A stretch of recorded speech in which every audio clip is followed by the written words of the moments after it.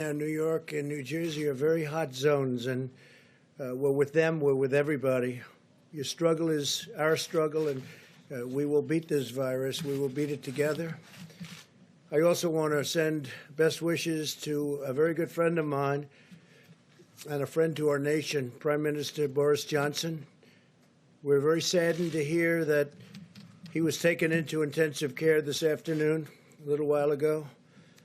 And Americans are all praying for his recovery. He's been a really good friend. He's been really something very special, strong, resolute, doesn't quit, doesn't give up.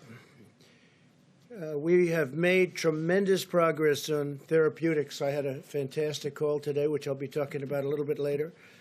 And I've asked two of the leading companies, these are brilliant companies,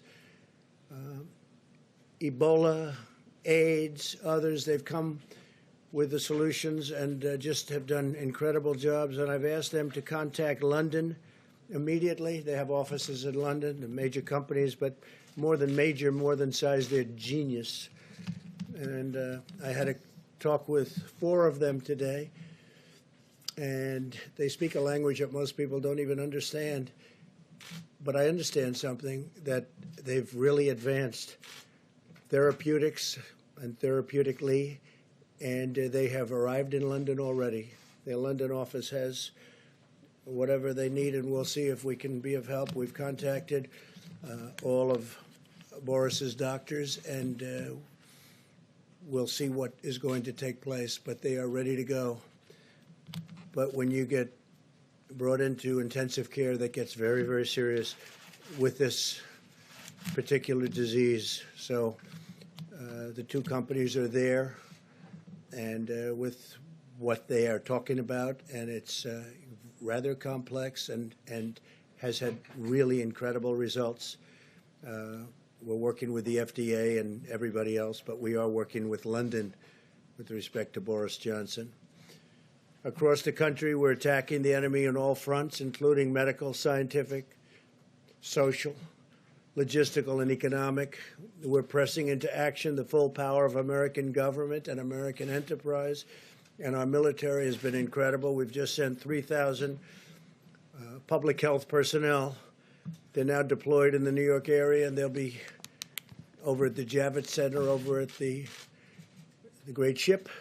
And as you probably have heard, and I was informed that Governor Cuomo has already told you and announced, he called me up a little while ago and he asked whether or not it would be possible to use the ship with respect to fighting the virus. And we hadn't had that in mind at all, but we're going to let him do it, and we're also going to let New Jersey, Governor Murphy, we spoke with him a little while ago, and New Jersey is going to use it also because New Jersey is a hot spot. So Governor Murphy and Governor Cuomo are going to be using the ship, New York, New Jersey, and it's a big ship, and it's now COVID. It's set for COVID, and we are going to, hopefully, that will be very helpful to both states. The Javits Center, which is 2,900 beds, just built by our military, also is going to be manned now by the military, and they should be in place tomorrow. And they'll start sending quite a few people over to the Javits Center. It's convenient. It's right in the middle of everything. So that'll be something great. And we appreciated Governor Cuomo's really nice statements, and likewise Governor Murphy. We have worked very well with both of them, and with, frankly, all of the governors. Vice President Pence had a call this morning with them that lasted for close to 2 hours. And I understand there wasn't a negative person on the call. 50 governors, or just about 50 governors. I think they were all on, from what I understood. And they were very positive about everything their federal government has been doing for them. And you'll hear what that is, and it's rather amazing, actually. Nationwide, the Army Corps of Engineers is building 22 field hospitals. These are big hospitals, and alternate care sites in 18 states. So you have a combination of 22 field hospitals. In addition to that, we're building alternate care sites, which is a little bit of a smaller version of the hospital. And we have a lot of them, and they're going up in 18 different states. In total, we have deployed 8,450 hospital beds from federal stockpiles. And, you know, if you think this is done over a period of weeks, it's incredible, actually. More than 8,000 ventilators have been sent from the national stockpile to our cities and states, backed by the Defense Production Act, which we've used very strongly, very powerfully. So powerfully that we don't have to use it too much, frankly, and it's nice when you don't have to. We're getting more than we ever bargained for. American industry is stepping up. Manufacturers are really going to town, and we have thousands of ventilators being built as we speak, and we have hundreds that are being sent to different locations, and we're ready to roll with almost 10,000 that we have in the federal stockpile. When I say ready to roll, too, I mean exactly what that states. We are, wherever that monster goes, we're able to move with it. Great flexibility. We have tremendous flexibility, and we have people waiting, and they're ready, willing, and able, but waiting to bring them wherever it may be, if they need it, if they're needed. It's possible that they won't be needed, that we're fully stocked, because numbers are coming in where, because of what the American people are doing, we're having fewer hospital visits. I think that could be the case in New York. It could be the case in a few other states. And fewer beds, fewer hospital visits mean fewer ventilators. So we'll see whether or not our original projections were right. But anyway, I had a very good talk with both governors, and I think they're very happy, extremely happy about the what we're doing for them, and especially going all COVID. So that'll take place almost immediately. FEMA and HHS have directly distributed 11.7 million N95 respirators. Think of that. Get the number. 11.7 million N95 respirators, 11.7 million, 26.5 million surgical masks, 5.3 million face shields, 4.4 million surgical gowns, and 22.6 million gloves. 22.6 million gloves. We have also arranged for vast quantities of additional materials to be allocated through donations and existing supply chains. We've also given tremendous medical material and supplies throughout the 50 states and territories. And through Project Airbridge, we have succeeded in bringing plane loads of vital supplies into the United States from overseas. We had an additional 3. These are massive planes, by the way. The big planes are very big, very powerful, and they're loaded to the gills with supplies.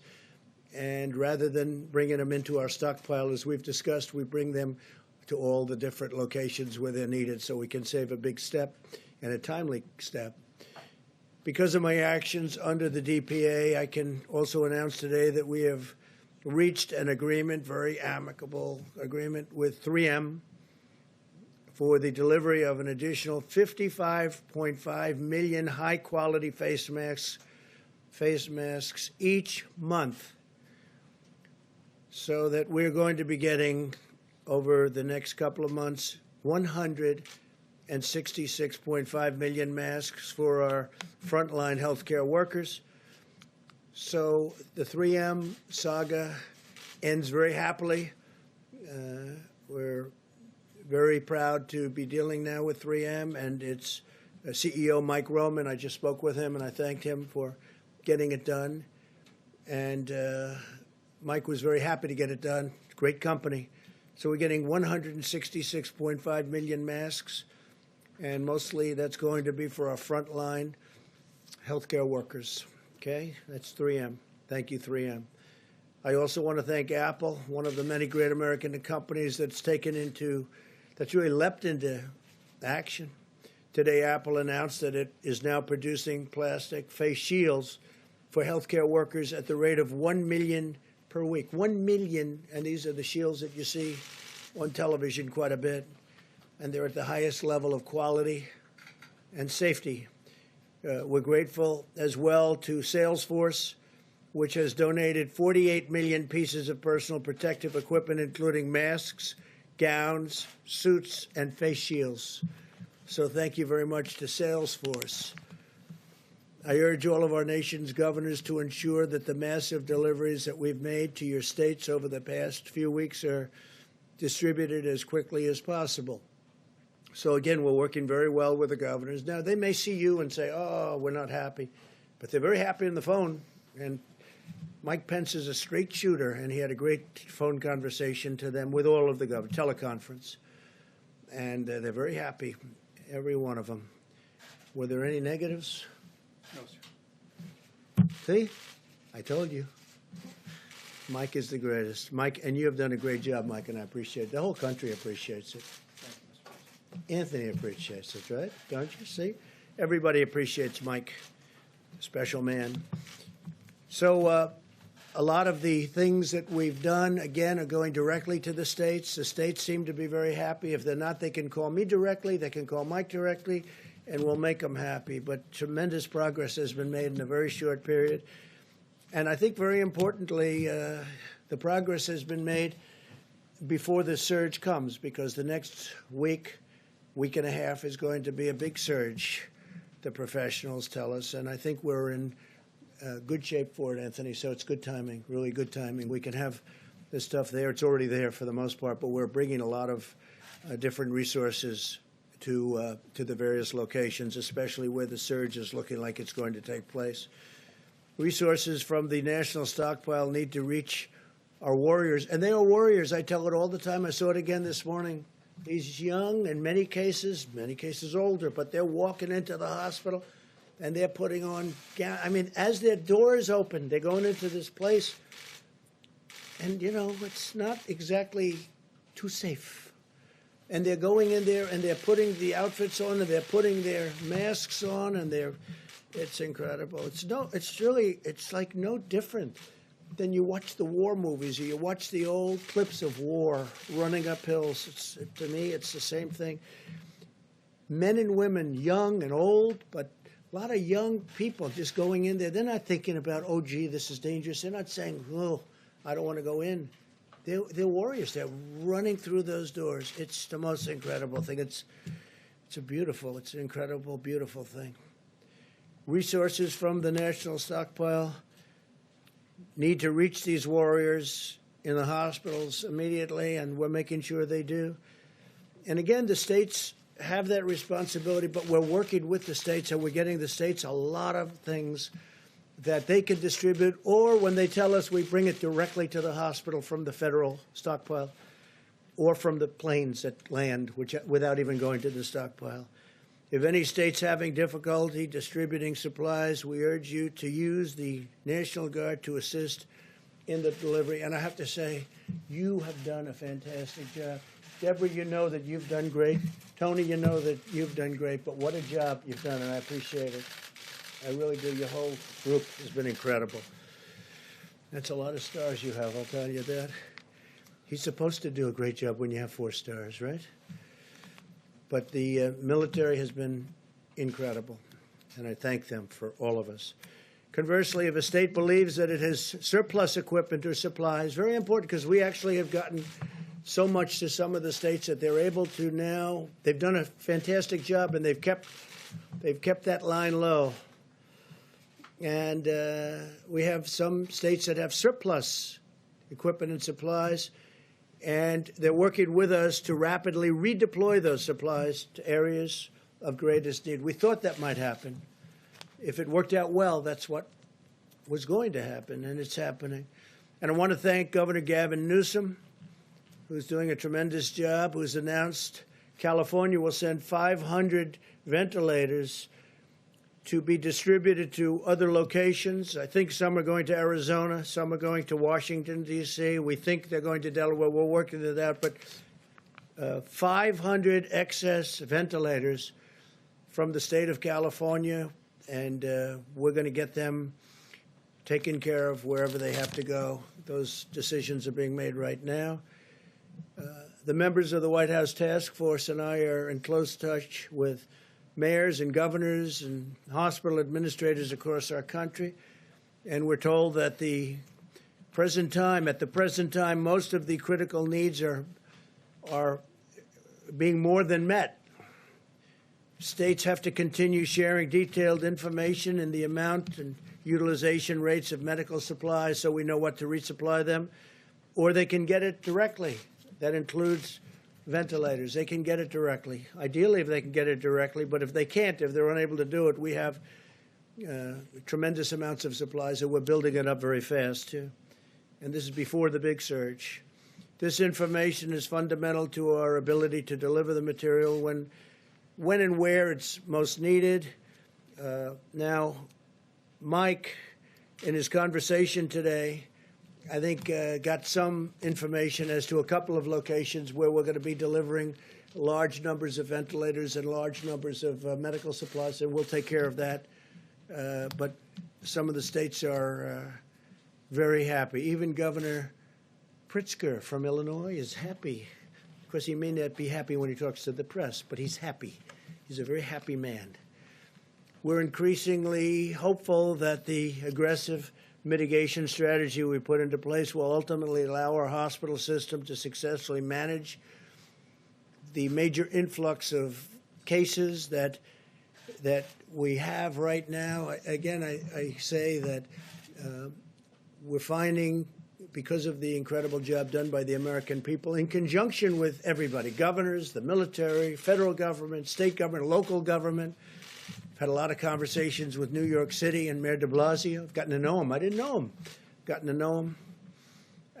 And a lot of people are working hard. Everybody's working hard. A lot of people are doing a great job. I'll tell you that. A lot of people are doing a great job. But the goal is that all Americans have been sacrificing to achieve these last few weeks, things that a lot of people thought were not possible to achieve. And I think we've more than achieved, but we have to go through. Again, we're going to have a rough week. We're going to have maybe a little more than a week. But there's tremendous light at the end of that tunnel. I said it last time, said it last night. There's tremendous light at the end of the tunnel. There's so many things happening with therapeutics, with vaccines, with things that we really want.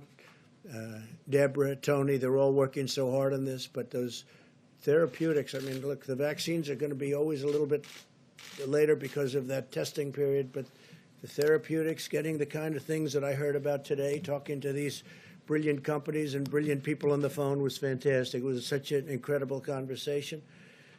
And I also spoke just a few minutes ago with former Vice President Biden, who called, and we had a really wonderful, warm conversation. It was a very nice conversation. We talked about pretty much this. This is what we talked about. This is what everyone's talking about. This is what they want to talk about. And he gave me his point of view, and I fully understood that. And we just had a very friendly conversation. Lasted probably 15 minutes. And it was really good. It was really good. Really nice. I think it was very much so. I appreciate his calling. As we continue our efforts to develop treatments and cures this afternoon, I spoke with leaders of the American pharmaceutical companies, and just to give you their names, Amgen, Genentech, Gilead, Regeneron. These are four of the greatest in the world for doing exactly what they're doing. And currently 10 different therapeutic agents are in active trials, and some are looking incredibly successful, but we have to go through a process. And it's going to be a fairly quick process, I will tell you, based on what the FDA told me. And another 15 are in plans for clinical trials. So they're advancing rapidly. And today, a second company announced that the FDA has authorized its vaccine candidate to begin clinical trials. So you have Johnson & Johnson is already there. I believe they're the one that's first. And now we have a second company that just announced, and was just approved. So we have two companies at that level for the vaccine itself. We've now performed 100, well, if you think of this, 1.79 million tests. That's 1,790,000 tests nationwide. And I think we're going to put up a screen here someplace. Good. They're on cue. They're just on cue. And here it is. This is the process starting on 5 March and ending right there, right about now, right? That's about it. Yesterday. So, and it's going up at a rapid rate. Nobody has done more testing. And one of the reasons why they say, and I think I can say this, Deborah, very strongly, but one of the reasons that we have more cases is we've done more testing. If I went to some of these countries that have, in my opinion, far more people than we do that had the problem, and if we did the kind of testing proportionally that we're doing, they'd have many more cases than us. But we have more cases because we do much more testing. So when you do the testing, you have cases. Otherwise, you wouldn't know about the cases. People sit home, you don't know about it. But we have now done 1,790,000 tests nationwide. That's more than any other country in the world. Hence, we have more cases. And that number is growing by nearly 125,000 people per day. Think of that one. So it's growing by 125,000 people per day. I told you about South Korea. This is a, vastly faster. And we also have, they say, the most accurate of tests.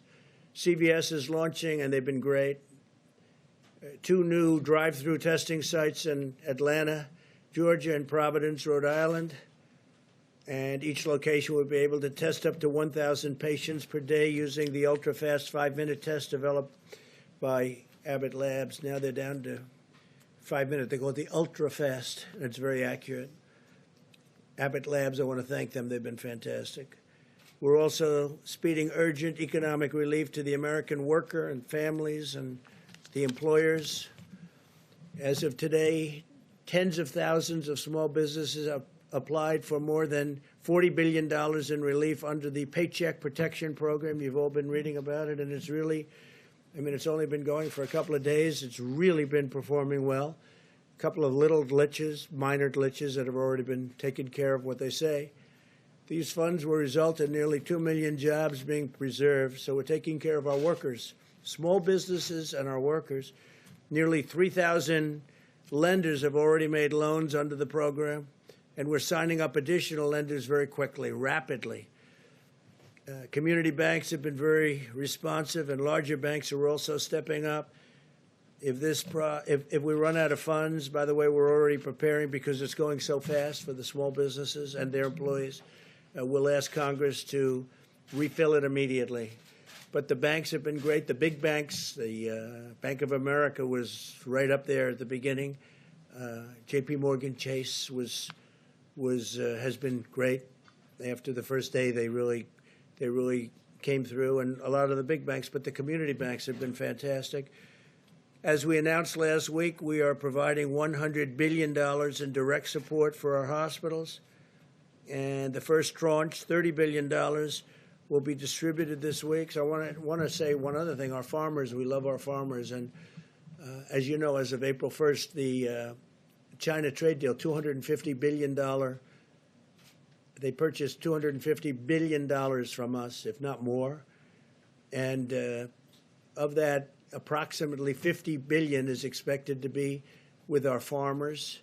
So it kicked in as of April 1st, and we'll see how it goes. It seems like they're buying, so we'll let you know how that's going. But they're buying anywhere from $40 to $50 billion worth of our agricultural product. That should have a huge impact on our farmers, a tremendous impact on our farmers, but we're watching it very closely. To fight the medical war, we've mobilized the unbeatable, and it is unbeatable, strength of American determination, ingenuity, and compassion. I got to see that when I spoke to the great science, because I call them science companies more than drug companies. They're scientists. We've seen businesses, charities, and private citizens making generous donations. So many people are making donations. We've seen states and cities supporting and helping each other and caring for our citizens. And we've seen Americans of all backgrounds and beliefs uniting together to answer the challenge and rise to the moment, and that's what they're doing. Above all, we've been awed and inspired by the exceptional courage of the doctors, nurses, EMTs, and healthcare workers who are the soldiers of this war. No words can ever express the complete measure of our gratitude for these intrepid heroes. One Cleveland patient credited his medical team for not only saving his life through their skill, but forever changing his life through their example of selfless devotion. Couldn't believe it, so generous he was with his statements. And he talked about their bravery in an area that was in such trouble, an area of that hospital where people were dying, and he talked about their bravery. Another survivor in Houston said simply, "I will consider them my angels forever. I will consider them," think of that, "my angels forever." As our nation endures the depths of loss and grief, we are also witness to the summit of American virtue, character, and courage. With the love and dedication of every American patriot, we will win this battle, we will defeat this enemy, and we will rise from this present crisis with new strength, unity, and resolve. And that's what's happening. Tremendous stories are coming out of this horrible moment, very dark moment for the world. 182. I was saying 151 for a while, and then it got up to 160, and it's 182, as I announced yesterday. 182 countries are being attacked by this virus. So I just want to thank everybody. I want to thank the American citizens for doing a great job. Stay inside, and let's win this, and let's get our country open as soon as we can. I think it's going to be sooner than people think. Things are going really well. Again, light at the end of the tunnel. And with that, I'll take a few questions, and then Mike is going to take over and talk with the Admiral and with the professionals, and we appreciate you being here. Yes, please. Mr. President, you mentioned that you were asking U.S. drug companies to provide treatment to the British Prime Minister. What sort of treatment is that? Is that something that is available Well, to it's the a American very, public? it's a very complex treatment of things that they've just recently developed and that they have a lot of experience with, having to do with something else, but recent for this. And they'll be, they've already concurred, they've already had meetings with the doctors, and we'll see whether or not they want to go that route. But when you're in intensive care, it's a big deal. So they're there, and they're ready. I think we have three of them. I spoke with four, you know who the four would be. And you know the people within those. You'd know the companies. I told you the companies, but the people are the greatest in the world. So they're at the hospital, and we'll see. And they have everything with them should it be needed. Hopefully it won't have to be needed, but should it be needed. I found Boris to be a fantastic person, just like a fantastic, warm, strong, smart guy. He loves his country. You see that. I mean, he fought like hell for his country. And intensive care is big stuff, really big stuff. Yesterday you were asked about this as well, but now that he's been moved to intensive care, does that give you and the Vice President any pause or additional concerns, steps that you're taking to preserve the continuity of government here? No, I don't think so. Mike had his test a couple of days ago. I had my test a couple of days ago. So, and we're here, and here you are. So, no, I don't think so. But I think we'll probably, just because of questions like that, I think we'll probably have maybe quite a few tests. It's not the worst idea. You know, the system of testing now is so quick and so easy. So I could see, and you were tested again today? You sure you're okay? I'm okay. Good, then I'm staying here. Despite the nearly 1.8 million tests that you say the United States has done, the Inspector General for the Department of Health and Human Services released a report today, a survey of more than 300 hospitals across the country, and the number one complaint from those hospitals were severe shortages of testing supplies and a really long wait time. I mean, a week or longer. And did I hear the word Inspector General? Really? It's wrong. And they'll talk to you about it. It's wrong. But this is your own government. Well, where did he come from, the Inspector General? What's his name? It came from the Inspector No, General what's his name? report. What's I his don't name? know his name Well, off the top find me of his my name. head. Let me know, okay? If But- you find me his name, I'd appreciate it. But, sir, These are hospitals. All I can tell that you do is not- this: we Sir, put up on the these board. hospitals- You're going to ask the admiral, but These are we are hospitals doing. who say that they're waiting a week or longer Fine. to get You'll their speak to test the admiral. results. Why But is we've it done still more taking so testing long? and had more results than any country anywhere in the world. They're doing an incredible job. Now they're all calling us. They want our testing. What are we doing? How do you do the 5-minute test? How do you do the 15-minute test? So give me the name of the Inspector General. Could politics be entered into that? Go ahead, This please. is our Go ahead. Thank you, sir. Are you worried about retaliation to your decision to ban export of medical goods, like Indian Prime Minister Modi's decision to not export hydroxychloroquine to the United States and other countries? I don't like that decision. If that's, I didn't hear that that was his decision. I know that he stopped it for other countries. I spoke to him yesterday. We had a very good talk, and we'll see whether or not that's his. I would be surprised if he would, because India does very well with the United States. For many years, they've been taking advantage of the United States on trade. So I would be surprised if that were his decision. He'd have to tell me that. I spoke to him Sunday morning, called him, and I said, we'd appreciate your allowing our supply to come out. If he doesn't allow it to come out, that would be okay. But, of course, there may be retaliation. Why wouldn't there be? Yeah, please. Thank you, Mr. President. The Paycheck Protection Program has gotten off to a confusing start for small I don't businesses think so. I think because it's done very well. Wells Fargo has stopped taking applications. Bank of America Not initially anymore, they haven't. prioritized taking applications from clients that were already Bank of borrowers. America has So- been the leader, taking tremendous numbers of applications. And, of course, there may have been, they wanted to have a slightly different application. They wanted to have a little different information. But Bank of America has been a leader. They're number one in terms of applications. I wish you'd ask the question differently. Why don't you say it's gotten off to a tremendous start, but there are some little glitches, which, by the way, have been worked out. It would be so much nicer if you do that. But you're just incapable of asking a question Sir, what in a oversight positive measures way. Is the federal government It's putting already in done. place It's already to done. ensure that there is It's taken the fairness? measures. It's taken the measures. And we may even do a different system, not with this. We're going to have to probably add more money to this to save and to keep our small businesses going and to keep the employees of those small businesses working. But it's such a positive event, and you ask it in such a negative way. It just, I wish we had a fair media in this country, and we really don't. Speaking of unfair, go ahead. Mr. President, the acting Secretary of the Navy told the crew of the USS Roosevelt that Captain Crozier was either, quote, too naive or too stupid to be in command.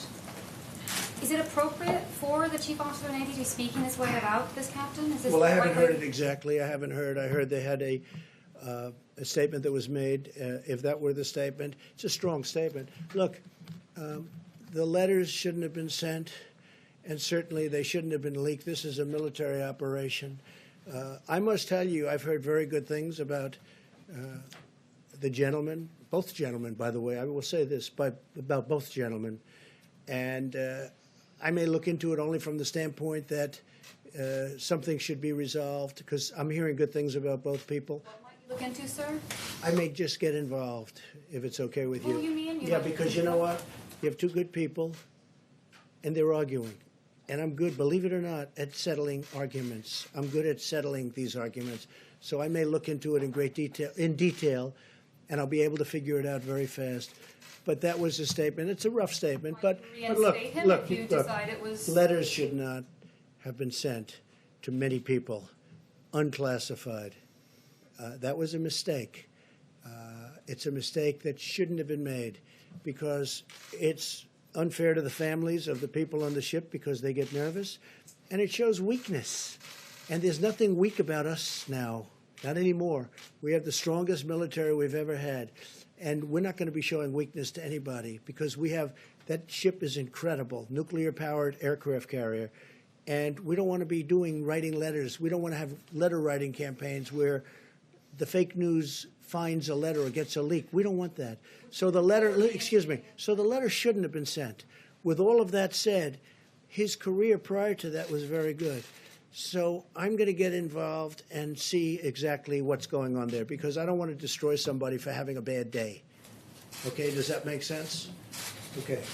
Mr. President, Vice President Biden's spokesperson said that he made some suggestions to you about actions that you could be taking to He deal did. with the He pandemic. did. We had a very good talk. We agreed that we weren't going to talk about what we said, but we had a very, very good talk. It was a warm talk. I enjoyed it. I hope he enjoyed it too. And it was short. It was 15 minutes.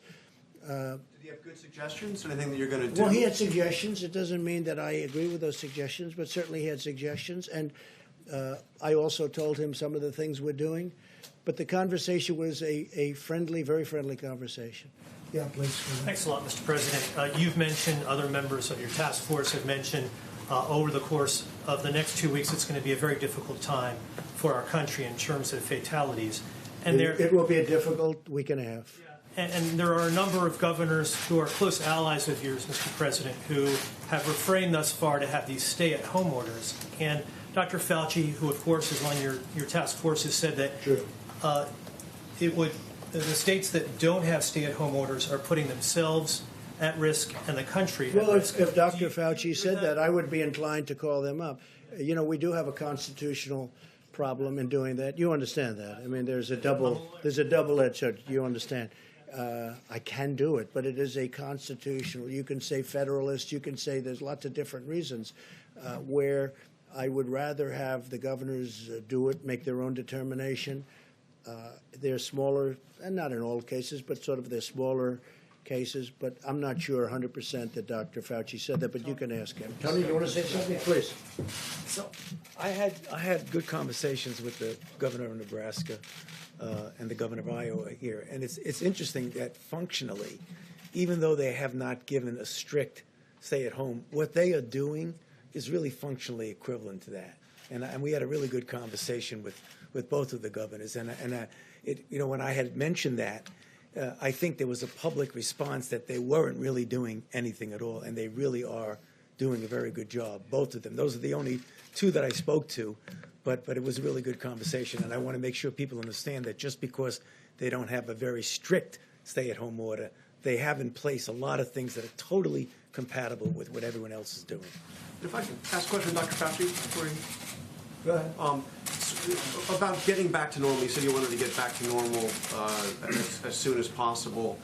Will we truly get back to normal in this country before there's an actual vaccine that's available to everybody? How do you start lifting the restrictions? Yeah, well, John, if back to normal means acting like there never was a coronavirus problem, I don't think that's going to happen until we do have a situation where you can completely protect the population. But when we say getting back to normal, we mean something very different from what we're going through right now. Because right now we are in a very intense mitigation. When we get back to normal, we will go back gradually to the point where we can function as a society. But you're absolutely right. I mean, if you want to get to pre-coronavirus, that might not ever happen in the sense of the fact that the threat is there. But I believe with the therapies that will be coming online and with the fact that I feel confident that over a period of time we will get a good vaccine, that we will never have to get back to where we are right back now. So if that means getting back to normal, then we'll get back to normal. I think that with the therapies, and I think that with the vaccines, which I have total confidence are coming, and I'm dealing with the companies. I'm talking to Johnson & Johnson. I'm talking to all of them. I think that when you add the tremendous stimulus that we're giving, like, for instance, deductibility for restaurant expenses for restaurants and entertainment, the money that we're talking about for small businesses and employees to keep everybody working, and other things that we're frankly working on right now, which are going to be great for our people. I think when you add that to it, I think we can get more than back to normal from an economic standpoint, actually be better, but more than back to normal. But I would agree that we'd love to see a vaccine, but immediately would love to see a therapeutic. And I think we're getting very close. Do you think you'll be able to lift restrictions on April 30th right now? I don't want to comment on that, but I can tell you that we certainly want to try. We certainly want to see what's going on. We're doing very well. Look, you look at those. You look at most places where that, you can call it the bump, you can call it the hill, you can call it the mountain, you can call it whatever you want to do it. It's very flat. You take a look, and that was done through mitigation. That was done through a lot of good work, and that far exceeded our expectations before. I mean, people can't even believe how low some of those bumps are, some of those hills are. They're very surprised. Now, you have a couple of tough ones. New Jersey's been very tough, and New York has been very tough. They're crowded in. It's tight. It's tougher. But we far exceeding. California far exceeds. Washington State far exceeds. You look at so many of these states, how well they're doing. The 8 states, by the way, and I haven't spoken to the governors, but Tony's so right. They may not have it from the standpoint that they're saying it, but those people are practicing it, and they're doing a fantastic job. Take a look at where they are in terms of the levels, but take a look where they are. So, but if I thought it was something that, and I've looked at him very carefully, looked at him today, looked at him yesterday, from a constitutional standpoint, I'd love not to get involved with that, and not from a legal standpoint, just from a moral constitutional standpoint. Because legally I can, but morally, I believe in our Constitution much more so than most people. And I'd love to be able to let the governors do what they have to do. Those states are doing a fantastic job, all 8 of them. They're doing a fantastic job. So we'll see what happens. As for your question, you fully understand what I'm saying, so thank you. Yes, please. Hi. 2 questions, if I may, one from somebody outside the room. But first, can I ask, do you think Boris Johnson, when he talked about shaking hands with hospital patients, did he downplay the threat of this virus too much? And do you know exactly what his current... Well, I think Boris was looking at it differently. He was looking at it earlier.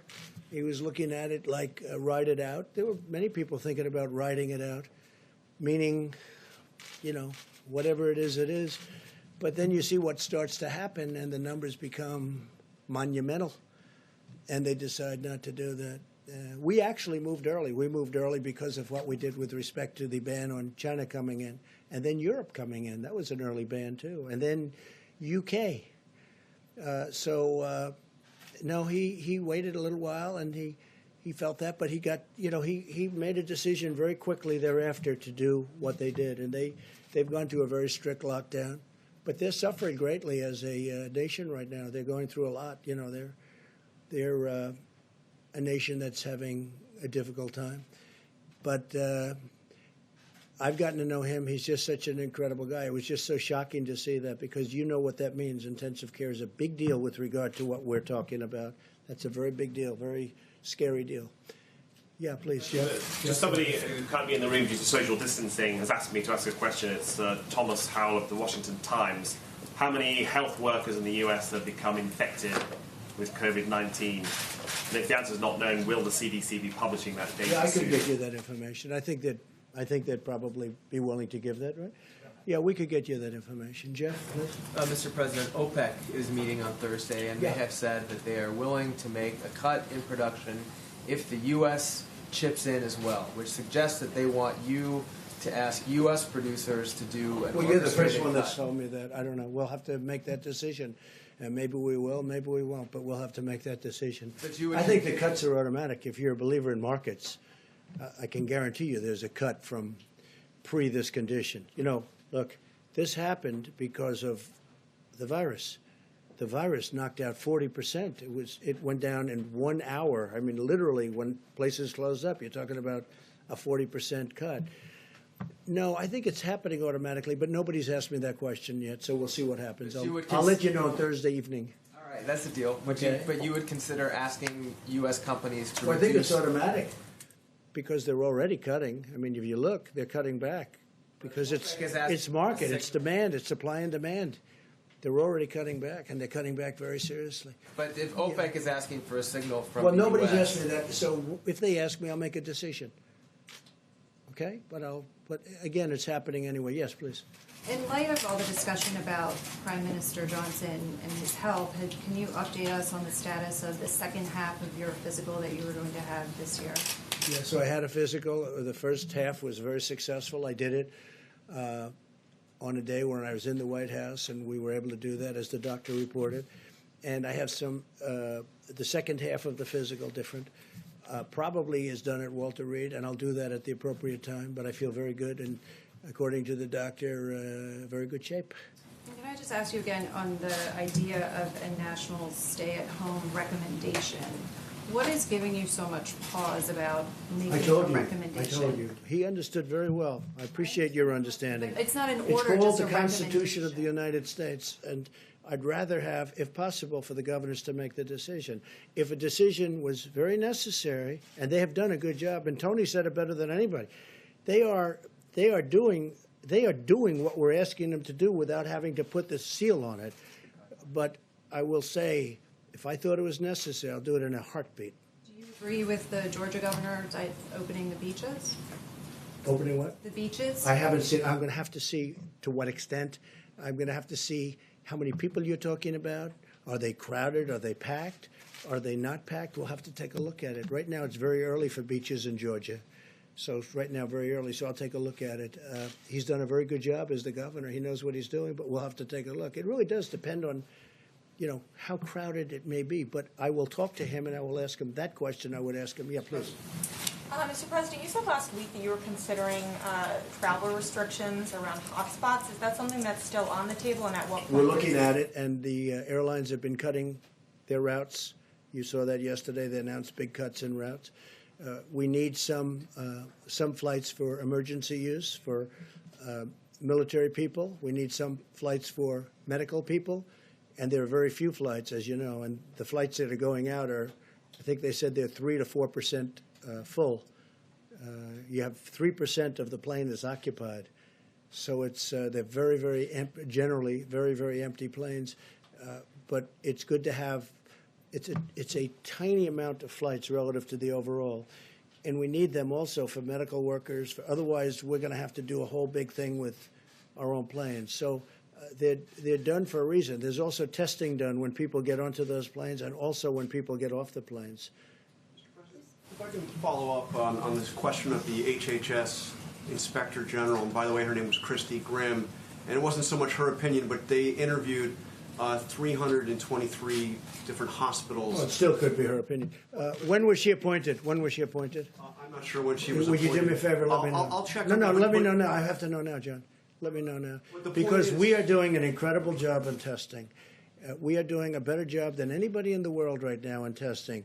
There's nobody close. And other nations admit this. Other nations have admitted it very strongly. Other nations are calling us, wanting to know about our testing. Let me know when she was appointed, would you? Specifically, Go ahead, what please. she was saying was that there had been a delay in the Okay, thank you very much. Go ahead. Thank you, Mr. President. Only last week, there were multiple flights coming from China full of medical supplies. Yes. Companies like Huawei and Alibaba has been donating to the United States People I know very well. 1.5 million N95 masks, and also a lot of medical gloves and much more medical supplies. Sounds like a statement more than a question. And Chinese Ambassador Cui Tiankai last night wrote an op-ed on New York Times calling to cooperation with the United States. So are you personally working directly with China? We just signed a trade deal. Also fighting with the It's the virus? biggest deal probably ever made. And I hope they're going to honor that trade deal. If they don't honor the trade deal, then I'll tell you a different answer. But I think they will. They're going to spend billions of dollars for agriculture. They're going to spend billions of dollars for many different things, whereas China never spent money in our country. We spent money. We had a deficit, a trade deficit with China for years of $500 billion, $400 billion. We had the biggest trade deficits in the history of the world with China. Now China's going to spend a lot, has agreed to spend $250 billion, many billions of dollars in our country, much of it going to farmers and manufacturers. So I'll let you know. I mean, I hope they're going to honor the deal. We'll find out. With China, are you cooperating with I don't China? know. Who are you working for, China? You work for China, or are you with a newspaper? Who are you with? Hong Kong Phoenix TV. Who owns that, China? It's Is it owned by based in China? Hong Kong. No, is it owned by the state? No, it's not. It's a private-owned company. Okay, good. Okay. Look, I'll let you know. I'll give you a good answer to that in a few months. I wanted to see what they do. Because it's time for them to help us, okay? It's time right now for China to help us. And hopefully they do. And if they don't, that's okay too. But we signed a deal. It was signed with great goodwill and spirit. And it's time that our farmers benefited, our manufacturers benefited. and we'll see whether or not that deal is honored. And I think it will be, because I know President Xi, who I like and respect, and I think he will honor the deal he made with us. It just went into effect 4 days ago. I will see whether or not. In fact, I called up just a little while ago. I said, how are the farmers doing with respect to China? Are they buying the product as anticipated? And the answer was, yeah, I think so. But it wasn't the most positive, but it was starting. The deal just started. So I'll let you know. But, for many, many years, China ate our lunch because we had people in this position that I'm in right now that allowed China to get away with absolute murder. And it should have never happened. But we are now dealing with China. We'll see what happens. Yeah, Mr. President, wait. I'll tell you How when many she do was you want? appointed. How many do you want to ask? So I was going to answer your question you asked me. She was appointed in January of this year to her current position as the Principal Deputy Inspector Okay, General. we're going to take a look at it. Go ahead. I know you don't want to talk On the issue Don't interrupt. of He's on the issue talking. of small business loans, sir, you said that businesses have applied for $40 billion in loans, but can you tell us how much of that money has actually gone out to the small businesses? I can't tell you, but I know it goes out very quickly once the loan application's approved, and the process is very fast. And you have to understand, these are banks, and that's what they do, but they were swamped. They were actually swamped. Okay, go ahead. I know you don't want to talk about the Inspector General report, but testing is still a big issue in this country. When can hospitals Put the expect? slide up again, please. When can Just put it in. hospitals expect to receive a quick turnaround of Are you these ready? test results? Are you ready?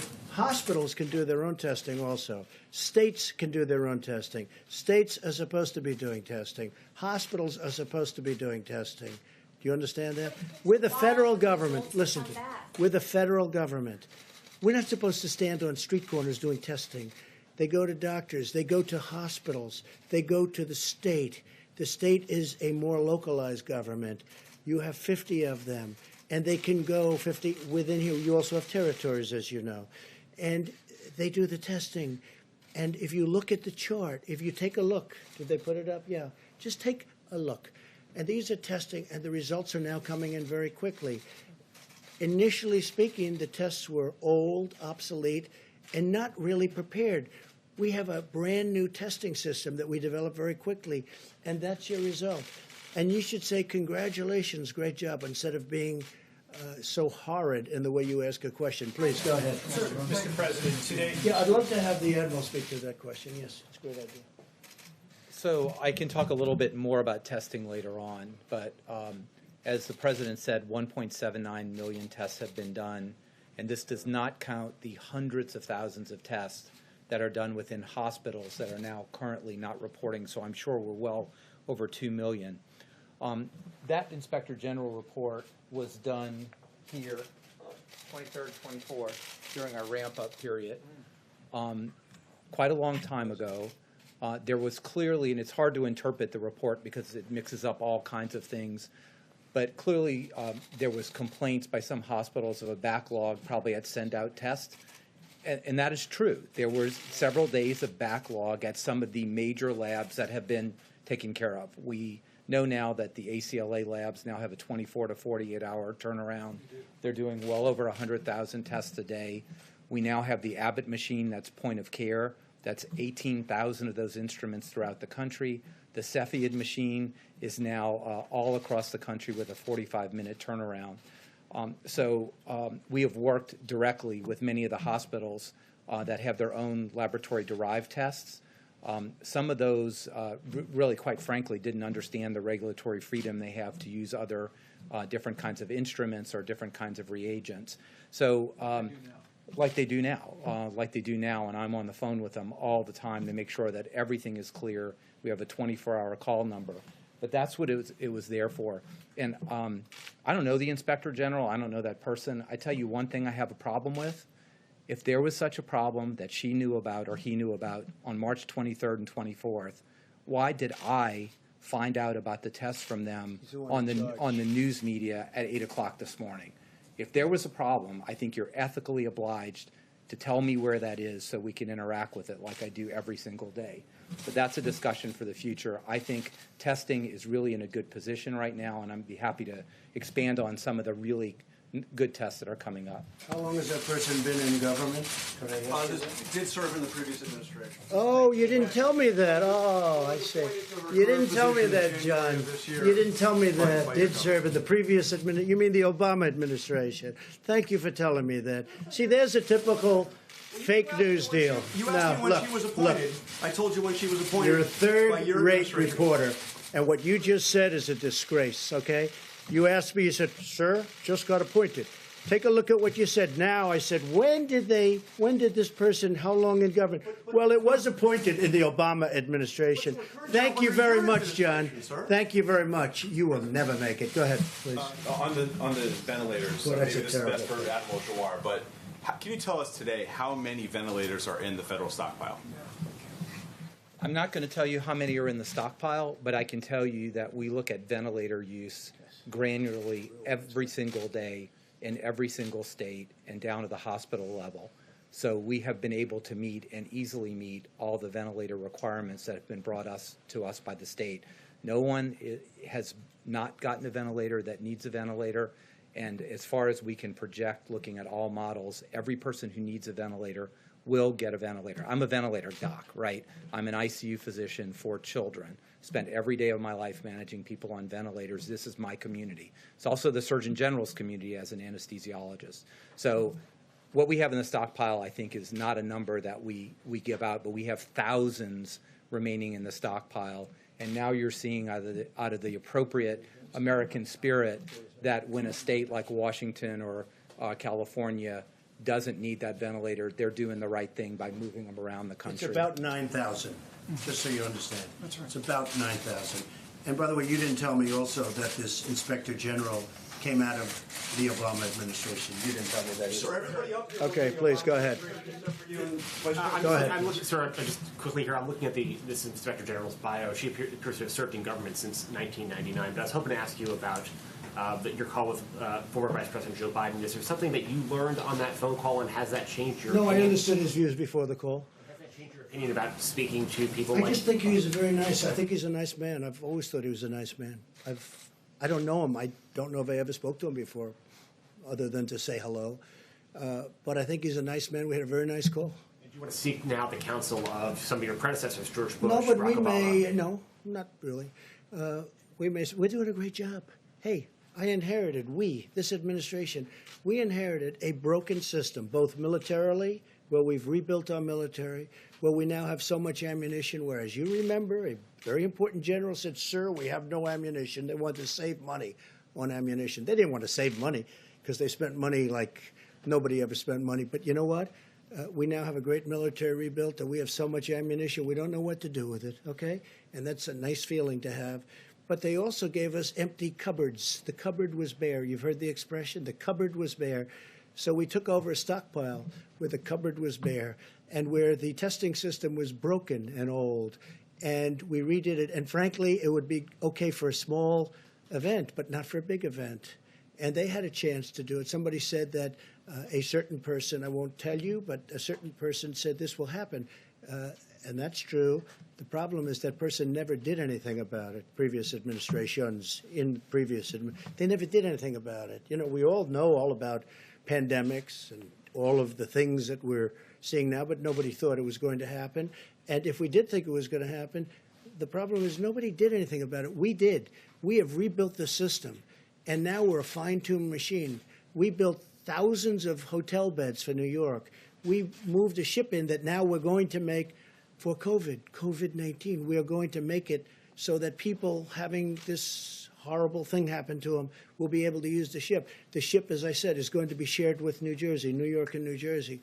We've done things that are incredible. When you build, 18 hospitals? We built 18 hospitals. We built medical centers all over the country.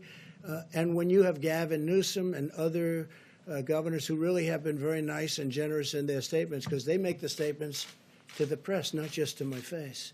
Others tell us how great we're doing, like the call that Mike had today. I heard from other people that were on the call. He said it was incredible. It was 2 hours, and everything was positive. They were so happy with what we've done. And we're ready to do more if they need it, because we're ready to march. The Admiral can tell you, we are sitting there with 9,000 ventilators, and we're ready to march when we see that we can move very quickly. As soon as we see that need, we can move very quickly. We're ready to march. We built a great system. The problem is the Democrats, like a guy like Chuck Schumer, who's a total lightweight, by the way. I've known him for a long time. He'll say, why don't you put a military man in charge? Military man? I have all military men. This man is doing an incredible job. We have 2 admirals, numerous generals. We have the Army Corps of Engineers. We have FEMA. We have this whole force that like nobody's ever seen before. We have a great military operation, and they've done an incredible job. And honestly, people should respect, because nobody's ever seen anything like what we've done. And what they end up with, forget about me, don't worry about me. I will only get bad. If I say, how many ventilators do you need, Governor? 1,000 would be great. I said, nope, I'm going to send you 10,000. And then you'll call up from the media. You'll say, how did Trump do? We're not happy. He didn't send us enough ventilators. Because that's called politics. But if you look at what's happening, and I'm even surprised, the governors are saying all good things, but the Democrat governors, and a couple of rhinos, frankly, they're rhinos, that's all they are, one rhino in particular, but the governors are saying great things. He had a call that lasted 2 hours today. I heard about the call, not just from Mike.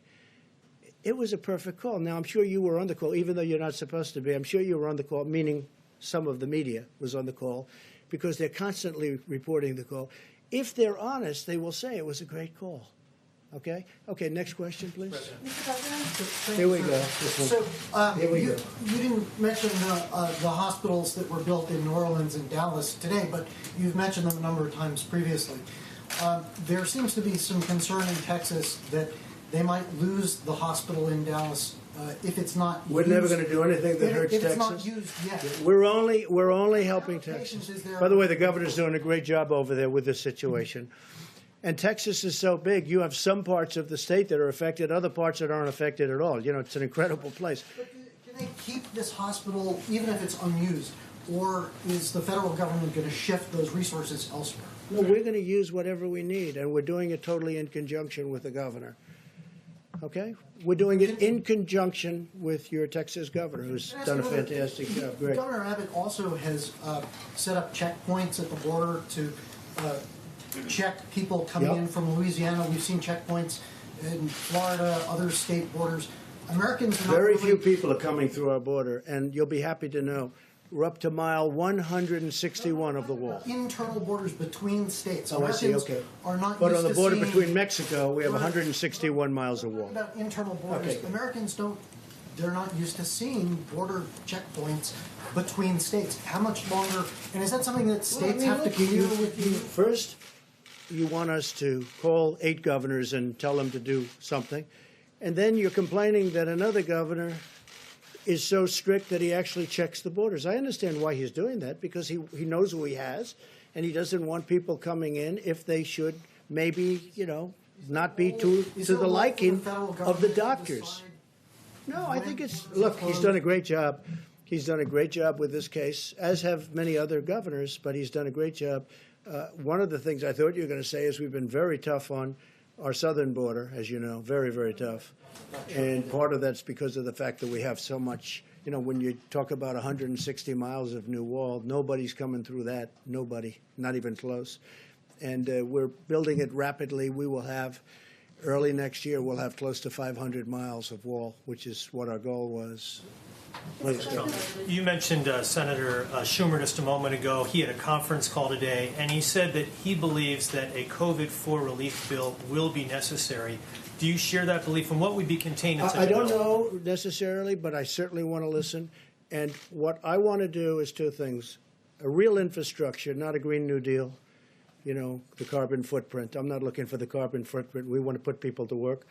But and frankly, for so many years, we've let our infrastructure go to hell because we were wasting all our money in the Middle East and other places, okay? I want to rebuild our country. I don't want to rebuild. We're tired. We've rebuilt, if you call it that. We're destroyed, frankly. What we've done is so crazy. What we have done, the direction that this country has taken is so sad. But we're in the Middle East for $8 trillion. And if you want to fix a pothole in a highway, you can't do it because they don't want to give you the funds. So we want to have an infrastructure bill, a real one, like in the vicinity of $2 trillion to completely rebuild our roads, our bridges, our highways, our tunnels, everything. And I'm totally open to listening to that. I'm also open to listening to and even putting forward, because we're going to be putting something forward, more money for our citizens because they've gone through trauma. This has been trauma. This came out of nowhere. And I say it, and I'll say it again, we had the greatest economy in the history of the world. We had the most people working in the history of our country, almost 160 million people, far more than ever before. And then one day, our professionals correctly came to us and they said, sorry, sir, we have to close down our country. And I said, say it again. Say it again. We have to close down our country. And the entire world closed down because of this hidden enemy. No, we're going to take good care of our people. It was not their fault. Dr. Birx to clarify something that she said on Saturday, Go sir. ahead. Yes, please. May I ask Dr. Birx to clarify something that she said on Saturday? If I may, Dr. Birx, this is a question that comes from a radio colleague of mine, Tamara Keith. And on Saturday, it sounded like you said that for the next week, people in high-risk areas should not even go to the market or the drugstore. Is that what you meant to say, or is that accurate?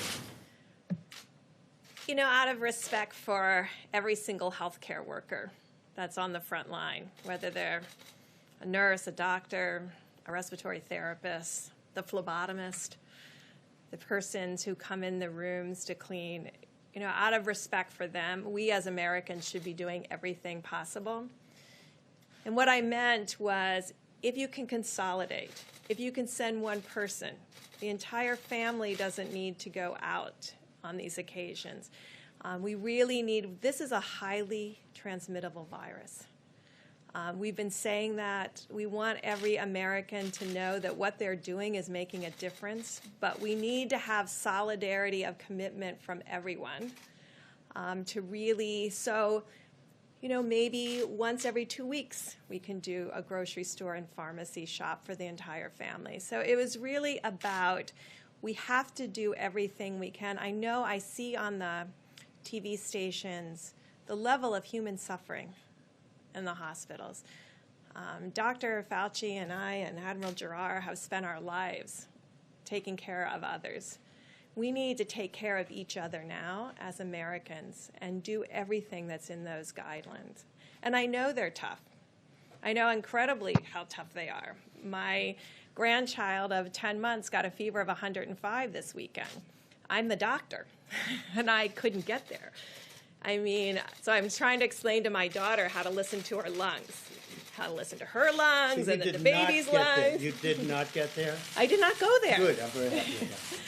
Because of you two.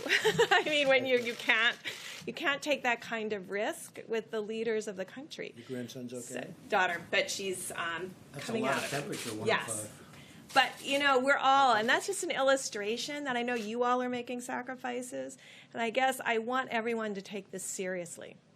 So that was really a call of seriousness of how important this is and how we're starting to see the impact, but you can see what can happen when you come at this a little bit too late.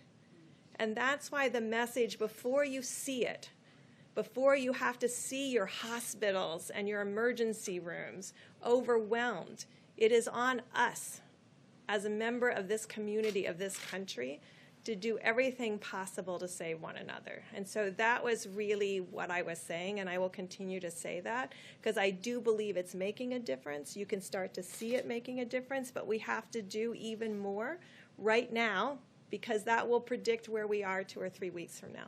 Thank you, Deborah. And it is making a big difference. I saw where Governor Cuomo was a little bit upset today over the weekend. A lot of people outside, and they were pretty big groups of people. I saw that. I noticed that, and he wasn't happy with that.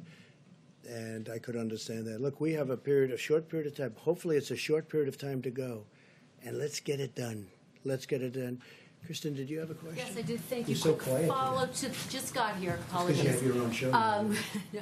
Quick follow to the question about legislation. I know there's discussion about a phase 4, Yeah. but are you also looking seriously at a second round of direct payments? And are you putting discussions on a potential phase 4 on hold for now while you pursue that? Well, I was opposed to the way of distribution, money distribution, through, as you know, unemployment and through the state offices, because they have very old, not all of them, but many of them have 40-year-old equipment, as I've said, and it makes it very difficult. But that's what they're looking, that's what they want to do. That's the way it's mandated to do. I thought it would be better if we did a direct payment system, but the Democrats really wanted it, and I think they had some help from a couple of people that I would have, had I spoken to them, I would have convinced them otherwise, I really believe. But it's getting out, and the federal government has done its job. All we can do is give this massive amount of money to the states.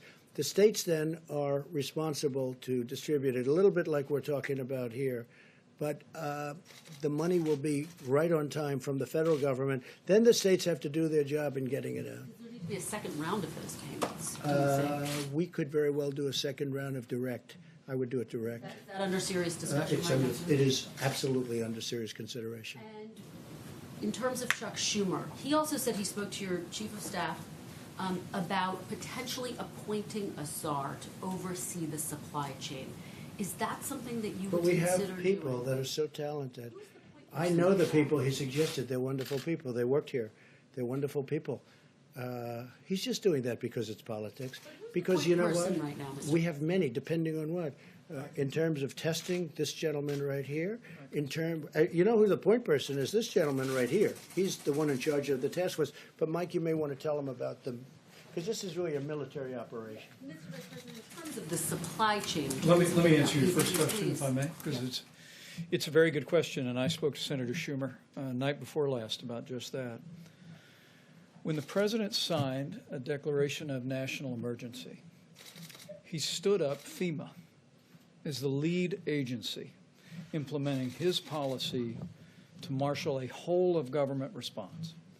And under FEMA, we provide federal support. The state manages the healthcare response, and healthcare providers and first responders implement that response on a local level. Our lead on this issue in implementing it is Administrator Pete Gaynor. But the man managing all of the supplies, and you heard a presentation this weekend about our air bridge, what we also call the control tower. We literally, with Admiral John Polovchik at the helm of our logistics effort, we have visibility now on all the supplies that are moving across this country and into this country from around the world. It really is extraordinary. I mean, when the president tapped FEMA to lead this effort, we essentially wanted to say, we want to organize this in a military fashion. And we tapped really someone who is widely regarded as the #1 supplies and logistics military officer to do just that. He really is an extraordinary individual. Admiral Juar has known him for a long time. And to be working with Admiral Polovchik, we speak every morning. Our team reviews the data. We go over that with Administrator Gaynor and Admiral Polovchik. We talk about an extensive team that's identifying supplies around the country and around the world. And then, as we were explaining to governors today, we work with the requests that are coming in from states with a priority on the areas that are dealing with widespread outbreak, like the greater New York City area, New Jersey, Louisiana, focus on Detroit, focus on Chicago and Illinois. And then what Pete Gaynor and Admiral Polovchik are doing is directing those commercial distributors to send the resources directly to the front lines of the battle against the coronavirus. It is an extraordinary system. And as I explained to the governors today, as I've explained to congressional leaders, who've made what I think is a good faith recommendation, that we organize this in a manner of military logistics. It's exactly what President Trump has done, and it's what we're doing every single day to make sure that healthcare workers, to make sure that the states that are dealing with a widespread outbreak of coronavirus can be confident that we're going to spare no expense, leave no stone unturned, and use this extraordinary apparatus centered in FEMA to get the people of our country what they need when they need it to battle the coronavirus. And Kristen, when Schumer makes a statement like that, he's only doing it for politics. He knows. We have the best generals, the best admirals, we have the best people. These are incredible leaders. These are vibrant people. They've done such a good job. And again, you'll get a tape of the conversation because I'm sure some of the governors probably had their favorite reporter listening to the conversation, even though they weren't supposed to, but that's happened before. Just so you understand, we had a call today that was a beautiful call, everybody friendly, everybody happy. They also know in some cases we'll get them a little bit more, and if they need it, we'll get them a lot more depending on where this monster is going. But when Schumer does that, take a look at the past. Well, you know, you're going to have to tell me who. They certainly don't. Well, yeah, some Democrats, because they view this as a campaign issue. They want to make Trump look as bad as they can because they want to try and win an election that they shouldn't be allowed to win based on the fact that we have done a great job. We built the greatest economy in the world. I'll do it a second time. We got artificially stopped by a virus that nobody ever thought possible. And we've handled it, and we've built a team, and we've built an apparatus that's been unbelievable. Take a look at the swine flu, right? That's H1N1. Take a look at that. And it's not the other way around, by the way. It's H1N1. You know what I mean by that. Take a look at the swine flu. It was a disaster. 17,000 people died. The other administration, they didn't even know. It was like they didn't even know it was here. And that was peanuts compared to what we have in terms of the power, the magnitude of what we're going through. This is attacking 182 countries simultaneously. So Schumer's just all about politics. I've known him almost all of my adult life. And he's a disgrace. In many ways, he's a disgrace.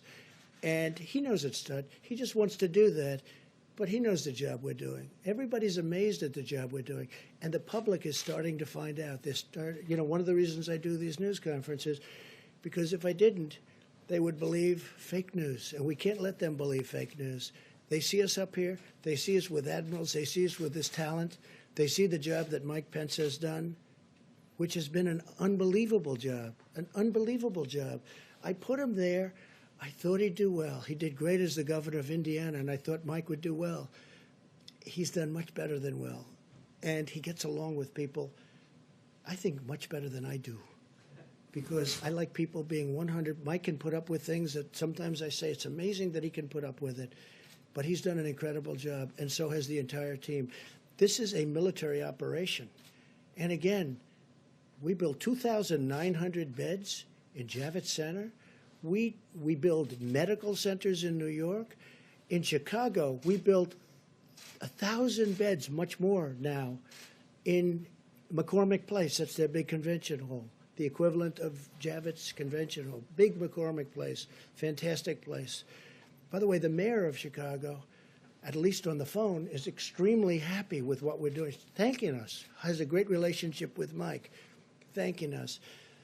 And I just wish the politicians would say to you what they say to us, really. And it's a good question. Do you have one? Yeah, please. Yes, Mr. President, we'll get to a national security question and then a question about Governor Cuomo. The national security front, to the extent that you can comment on this, your administration is making heavy preparations to move against the cartels in Latin America right now. And could you said expand, Latin America? Yes. Yes. Could you expand on the reasoning of why now? Are there supply and logistics especially weak? Is it political? Yeah. What's the reasoning? Good question. We've moved a tremendous number of boats and ships to the area of, different areas of exactly where you're talking about, because we're tired of drugs pouring into our country from other places. And we're tired of seeing drugs pouring into different parts of Latin America, South America, and just coming into our country. Now we've got them stopped at the border, and they're trying to do it by sea. So we stop them at the border and frankly, with the help of Mexico. Mexico right now has 27,000 soldiers on our southern border. They never had any soldiers. They're doing that because I've asked them to do it. That's the only reason they're doing it. They have 27,000 soldiers. So now they're trying to bring it in by boat and by ship, the drug lords and the people doing drugs and trying to destroy our country from inside with drugs. And we're hitting them very, very hard. And that's why we're doing it. Activities that U.S. assets are targeting, or Say it? is it beyond narcotics? Are there other illicit activities that Well, U.S. assets are there targeting? are the activities of human trafficking, and especially with respect to women. As you know, proportionally, it's mostly women. And it's a horrible thing. It's a horrible thing. And there's never been a time like it. And it's because of the Internet. And this is all over the world. But for the most part, they're coming through, in this country, they're coming through the southern border.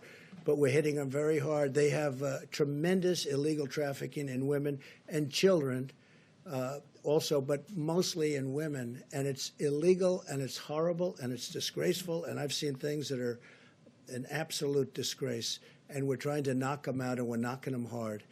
And again, I want to thank the president of Mexico because he has really stepped up to the plate. 27,000 soldiers. They've never had any soldiers on our border. And I did that because the Democrats will not approve anything to stop, because they want to have open borders. They want to have all these people flowing through our border. And in many cases, they're sick. They have problems that you don't want to know about. Or they're criminals in many cases. Not in all cases, but in many cases. And they don't want to have, they want to have open borders. They want to have sanctuary cities. So they protect criminals. And I don't want to have it. And Joe Biden does want to have that also, as you know, because he said that during numerous debates. I want to have strong borders. And I don't like protecting criminals with sanctuary cities. But we're doing it for drugs. We're doing it for human trafficking. We're doing it because you have to do it. We either have borders or we don't have a country. All right, go ahead. Mr. President, on the question of antibody testing, which is FDA approved now but not widely available yet. I know the Admiral said by May you expect to have millions available. How are we going to prioritize who's going to get the antibody tests, and what is that going to show you? Do you think that's going to be immunity? I mean, I have an answer, but I'd rather have the Admiral answer that. So let me clarify, and I know you probably understand this, is the antibody test does not tell you if you have the active virus in your nose. If you're positive for the antibody, it strongly implies, it means that you have had the virus before. And to the degree that we know of medical knowledge, you will probably, highly probably, be protected against getting the virus again in the future. So I want to make something clear. There's no antibody test approved. Okay, approved is not a word we talk about. There is a test or two that has received emergency use authorization, and many, many, many others out there that have not gone that way yet. And I want to take this opportunity to caution. There is a very consolidated effort between the FDA, CDC, NIH to validate some of the tests that are on the market right now, because it is very important that they actually do what they say they do.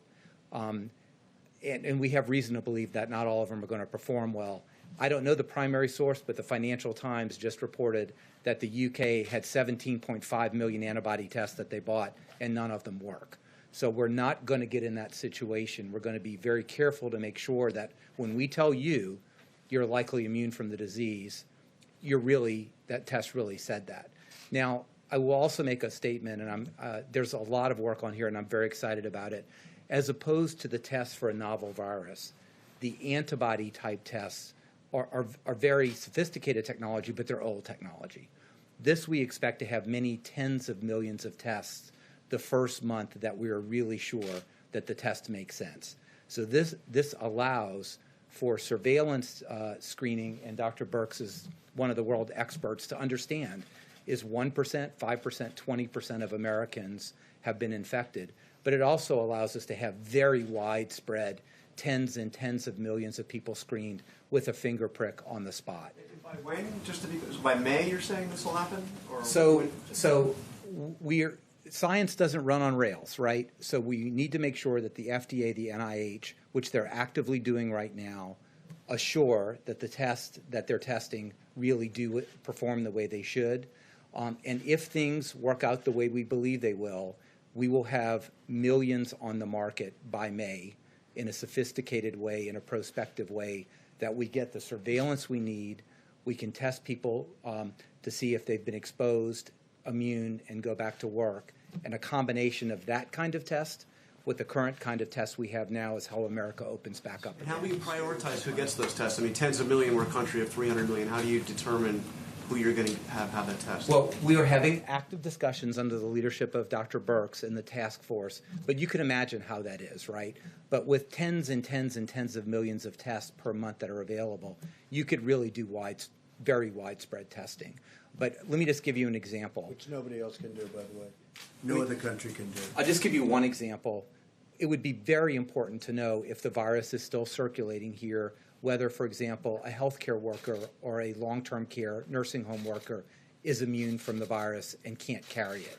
Very, very important to protect our elderly in that situation, but also, if you haven't been exposed, to make sure that you really take precautions and maybe take care of the people who don't have the virus and you don't have the virus. So it's complex, but it's not complicated on how you go about looking this in different segments of society. And I don't want to take too much more time at the podium, but antibody tests are a different thing.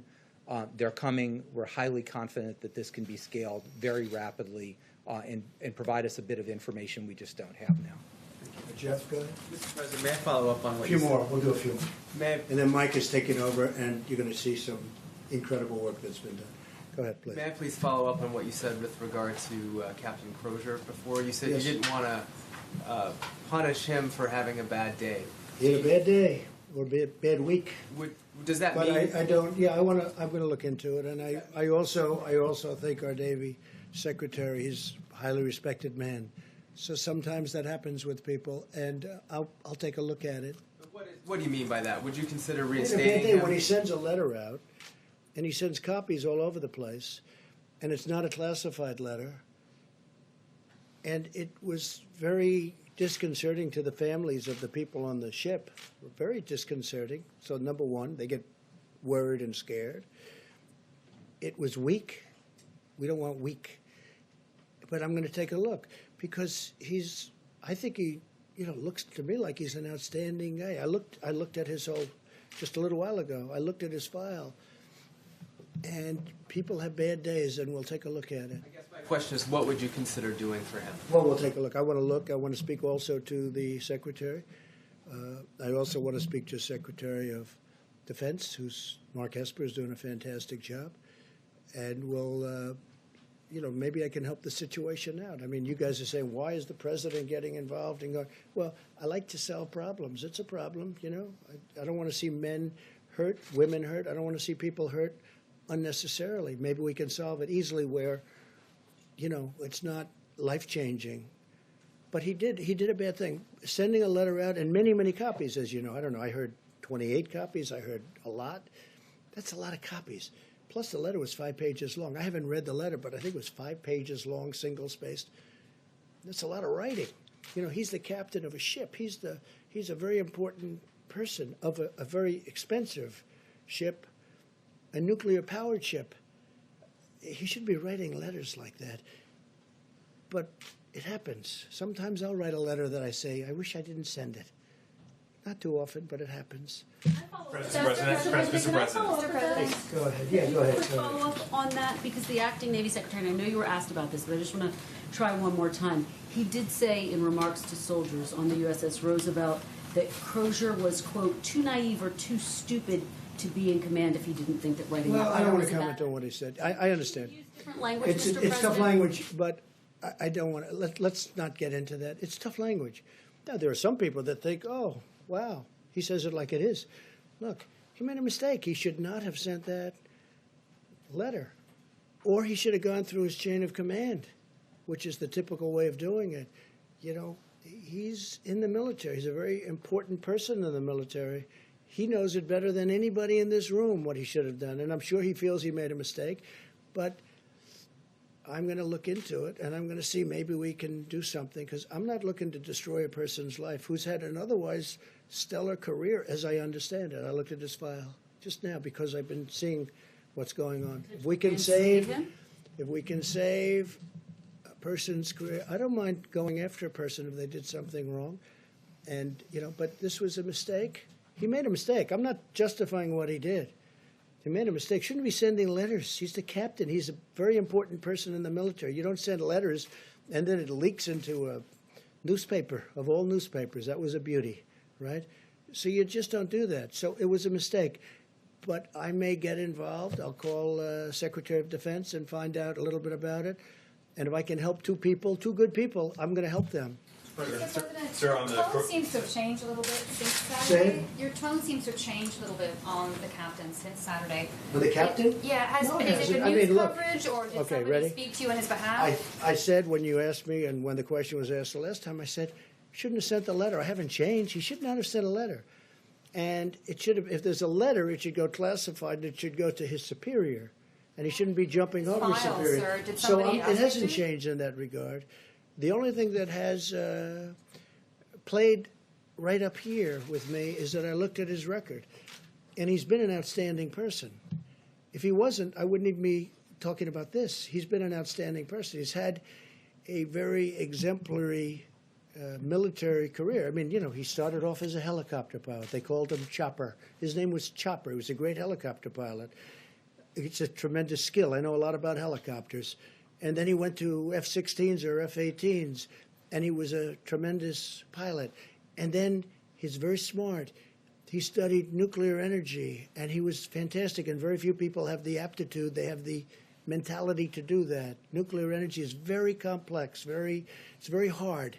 Very few people can do it. And he did it well. And then he became the captain of a nuclear ship, right? He became replacement cost. If you look at replacement cost, $18 billion a replacement cost, right? So he's got, on a replacement cost basis, an $18 billion ship.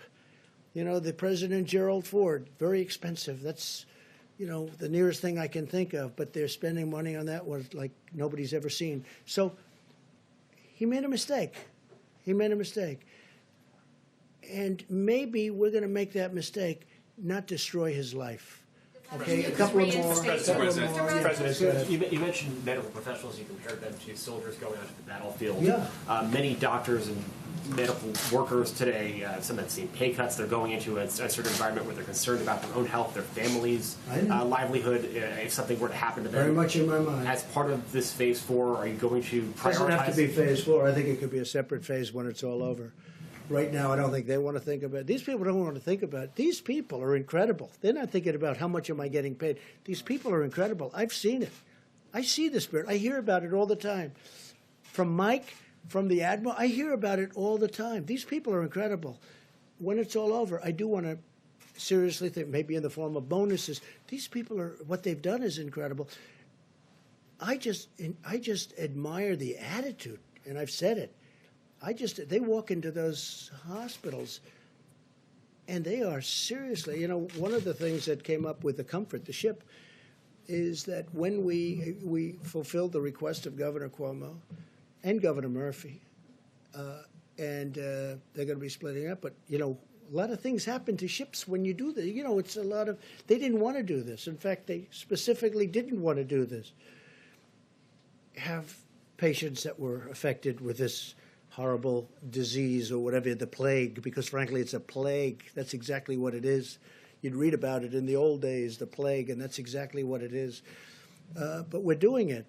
But when I see the bravery of these people walking through doors without their stuff, they're just getting, they're not standing outside, hey, let's get ready, they're running through doors, putting on the stuff that's not even on. I think it's incredible. I'm telling you, the nearest thing I can think of is soldiers in battle and soldiers going right into battle, because that's what they're doing. It's really, in many ways, it's the same thing. All right, how about one more? Sir, one question, Mr. President. You may have seen this, the Masters tournament has been rescheduled to November. 2 questions. A, is that an outgrowth of your conversation that you had with sports commissioners on Saturday? I hope it's rescheduled. I hope football's able to start. I hope baseball can get to play a little bit. I hope basketball can maybe do their playoffs. Hey, I have no interests or anything other than I want what's good for the country. What about the U.S. A lot of Open, people which are you've attended tired. many times? Yeah, a lot of people are tired of looking at games that are 5 years old. I looked the other day, I saw somebody, I said, wow, he looks great. I forgot. I said, oh, that was 9 years ago. I said, he's really in great shape. Well, not in great shape now, but he was in great shape then. It was 9 years ago. You get tired of looking at 9-year-old baseball games and playoff games that took place 12 years ago. I don't have much time to do that, frankly, but that's what people are doing. And they want to see sports. Sports are a great thing for this country. And I hope football can start. And I told them, I think you might be able to. They may very well be able to. I hope they can start, and I hope they can start with people in the stands. We're not going to be separated. You have seats. Those seats are meant for people to sit next to each other. And when this virus is gone, people are going to be sitting next to each other. And just for the restaurant industry, so they understand, when the virus is gone, people are going to be sitting next to each other. One man said, I have a 200-seat restaurant. It's been great. But if I go by these rules, this 200 seats goes down to 60. I said, no. You have a 200-seat restaurant. That's what you have. But we have to wait till the virus goes away. It wouldn't even do well at 60. Frankly, there's a warmth to it also. There's a warmth. But not when we have the virus in the air.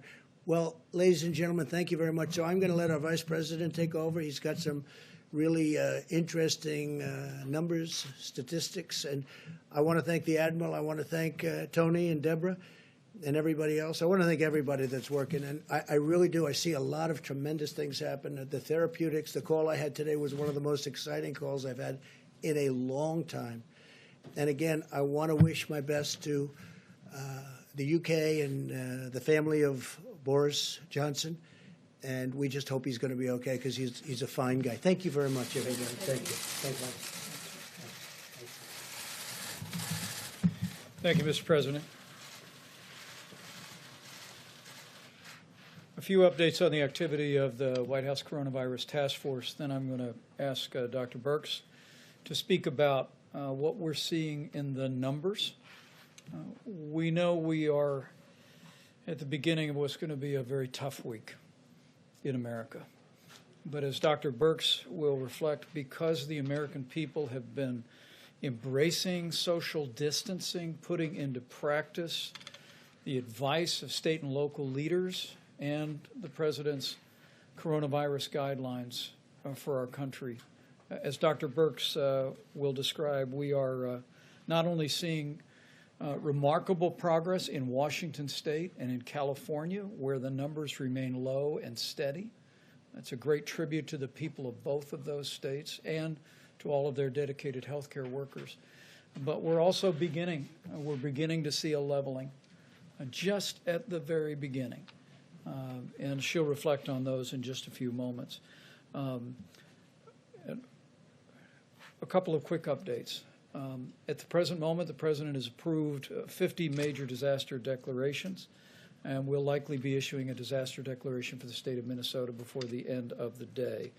We've distributed more than $4.1 billion to states, and right after our incredible healthcare workers, we couldn't be more proud of more than 21,000 National Guard that have been activated and are working in states all across the country. During my conference call today, I learned that Governor Brian Kemp is actually using the Georgia National Guard to sanitize and clean up nursing homes. But National Guard are being deployed in a variety of ways all across the country, and to them and to the families of all these citizen soldiers, you have our admiration and our respect. As the President mentioned, our focus remains on the New York metro area, New Jersey, Louisiana, and then Michigan and Illinois. We're watching every area of the country, but those are the priorities today. And in that spirit, I spoke today, as the President did, with Governor Cuomo of New York. The President made the decision to open up the USNS Comfort to COVID patients. And he also informed the governor of New Jersey that we would be taking New Jersey COVID patients. So now there will be two facilities, one at the Javits Center that's all COVID, and in the USNS Comfort that will be managing COVID patients. At the present moment, by this evening, there will be 2,179 medical, military personnel in New York City. And over the next 2 days, that number will rise to 3,000. 3,000. Speaking with the governor, speaking with Mayor de Blasio, the president and I were informed that while we have surged ventilators, we have surged personal protective equipment, that sending in some relief for healthcare workers was vitally important. And so again, I want to emphasize that those are medical personnel, doctors and nurses and medical assistants who are on the scene now and will continue to arrive to a total number of 3,000. I spoke to Governor Phil Murphy of New Jersey. New Jersey is very much in the forefront of the coronavirus in America today. We want to commend the governor for his extraordinary leadership in the state. During our briefing today, we learned about the progress that they were making and also about the governor's decision to temporarily reactivate retired healthcare personnel in the state. And just as a reminder of all that we're dealing with, this weekend, Governor Murphy told me that New Jersey surpassed the number of lives that were lost on September 11th to the state of New Jersey. And it breaks our heart to think of that. And our hearts go out to all of the families of the more than 10,000 Americans who have succumbed to the coronavirus. We also, as the president said, we express our gratitude to governors in Oregon and Washington State yesterday for donating ventilators to help the states at the epicenter of the coronavirus. Governor Gavin Newsom of California donated 500 ventilators. And I just learned that those will be going 200 to the state of Maryland, 50 to the District of Columbia, 100 to the state of Delaware, 100 to Nevada, and we'll also be deploying the remaining 50 to the Northern Marianas Islands and to Guam. And we want to thank Governor Gavin Newsom. The state of California has provided extraordinary and compassionate leadership for their citizens. They're making progress. As the governor said the other day, they're not out of the woods yet, but the numbers speak for themselves, and the generosity of the people of California and the governor is gratefully received. Beyond that, before I recognize Dr. Birx, let me just say that at the beginning of this challenging time, we want to challenge every American to continue to do what every American can do. And clearly, what we see in Washington and California and what we are just beginning to see elsewhere is put into practice the social distancing recommendations of the coronavirus guidelines for America. Listen to your state and local authorities. We really do believe that while this will be a week of heartache, it also is a week of hope. And as we see some of the cases beginning to level just for a day or two, it is our hope that what we have seen begin in the greater New York area and even in Louisiana and elsewhere will become a trend. But it only becomes a trend if every one of us continues to take ownership and continues to do our part for this 30 days to slow the spread. With that, I'll recognize Dr. Birx for the latest data, and then we'll take questions. Thank you, Mr. Vice President. I think you heard very clearly our concern in the New York, New Jersey metro areas. This also includes Connecticut and Long Island. As we talked about, we did see a significant increase in Sussex County over the weekend. The weekend numbers are always difficult. I want to be clear on that because sometimes case reporting is not as accurate over the weekend. So we'll be watching very closely today's numbers and Tuesday's numbers. We're also very course focused on the New Orleans metro area, and that includes the 3 parishes of Jefferson, St. John's the Baptist, and New Orleans proper, and of course the Detroit area, which is Oakland and Wayne. As we mentioned before, we're continuing to track very closely out of concerns of it potentially reaching logarithmic phase in the Chicago metro area, the Boston metro area, the DC and Baltimore metro area, Indianapolis, the Denver area, and 2 regions of Pennsylvania, Philadelphia, and the Pittsburgh area, as well as Dallas and Houston in the Texas area. I had a very encouraging call because we also don't want to miss anything. Remember, I showed you a lot of states were very much under 25 and 50 cases per 100,000. There were a few standouts that we were concerned about, which was Vermont, New Hampshire, Idaho, and Montana. We had excellent calls today with their health commissioners, and they're they're on top of the situation. These were micro outbreaks that occurred due to ski events and weddings and nursing homes, and they were able to describe in critical detail the incidents and how they're tracking and tracing. So they are still doing full contact tracing through those areas, and I just want to applaud both a rural and metro problem, and I really want to applaud how many of the states that may have smaller populations are approaching this. That gives us encouragement of how we can talk about beginning surveillance activities at the same time we're following these very clear outbreaks and ensuring that there's full supplies based on the very granular data that we're utilizing. And I just want to thank the mayors and governors who get us that granular data and allows us to make these deep interpretations across all of the United States. We know each governor is concerned about their areas, but these metro areas cover different areas. So the Philadelphia area also includes southern New Jersey and Delaware, and so we have to really look at things very much as both the metro and the communities that surround those metros. And so all of those people, we ask you again throughout the United States to follow these very clear guidance. I want to just recognize both HHS, and you heard about the work that Admiral Giroir is doing, the work that Dr. Hahn and Administrator Seema Verma are doing, and also Administrator Engels in the work of HRSA to really ensure that our federally funded clinics are actively engaged in all of these aspects. But I also want to recognize the military, the medical corps, the nursing corps, and the medical subspecialty corps. These were my brothers and sisters for 29 years. It is highly unusual for the active force to be called into a domestic situation. I think that shows you how seriously we're taking this at the federal government level. In my 29 years in the military, I was never deployed domestically. So this is showing you how serious of an event we take this. If the military is deploying domestically, it is another reason for every American to be following these guidelines.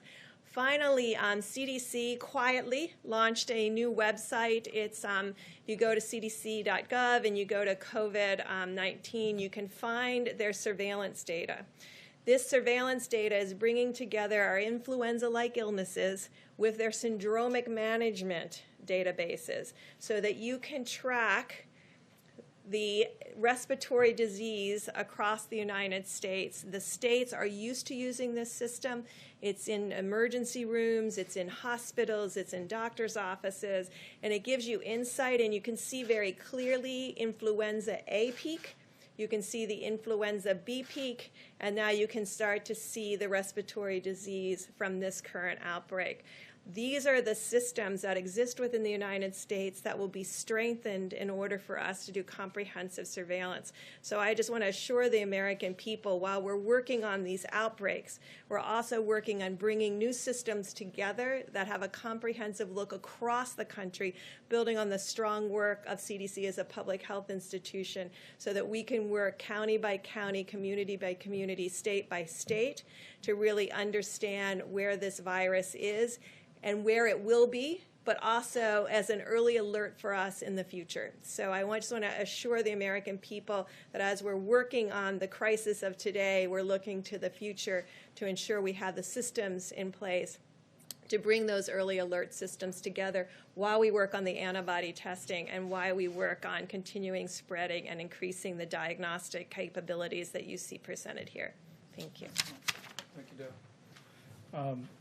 And Admiral Giroir spoke several times when the President was with us, so he'll be here for questions, as Deborah Birx will. But Dr. Fauci, your thoughts, and then we'll take some questions. No, actually. Okay, I just wanted to, okay, I will. It related to something I said yesterday about that somewhat paradox of everything going up at the same time that the feeding into this engine of this virus is starting to show some signs. So Governor Cuomo today reported an interesting data from New York, namely that the number of hospitalizations, the number of admissions to intensive care, and the number of requirements for intubations over the last 3 days have actually started to level off. So again, everybody who knows me knows I'm very conservative about making projections, but those are the kind of good signs that you look for. You never even begin to think about claiming victory prematurely, but that's the first thing you see when you start to see the turnaround.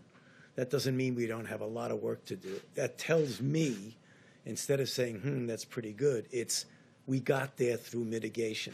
We cut off the stream of people who ultimately required hospitalization, required intubation, required all of the kinds of extreme methods. So we just got to realize that this is an indication, despite all the suffering and the death that has occurred, that what we have been doing has been working. So the call that I say every time I get to this podium is just keep it up, because this is going to get us out of it. This is our best and only great public health tool. And are we starting to see that across many states? We're seeing the level of hospitalizations and deaths is lower than what we anticipated. Well, you're going to see it most dramatically, John, in a place like New York, where you see it goes up and peak, and then it will hopefully, and I think it will, come down.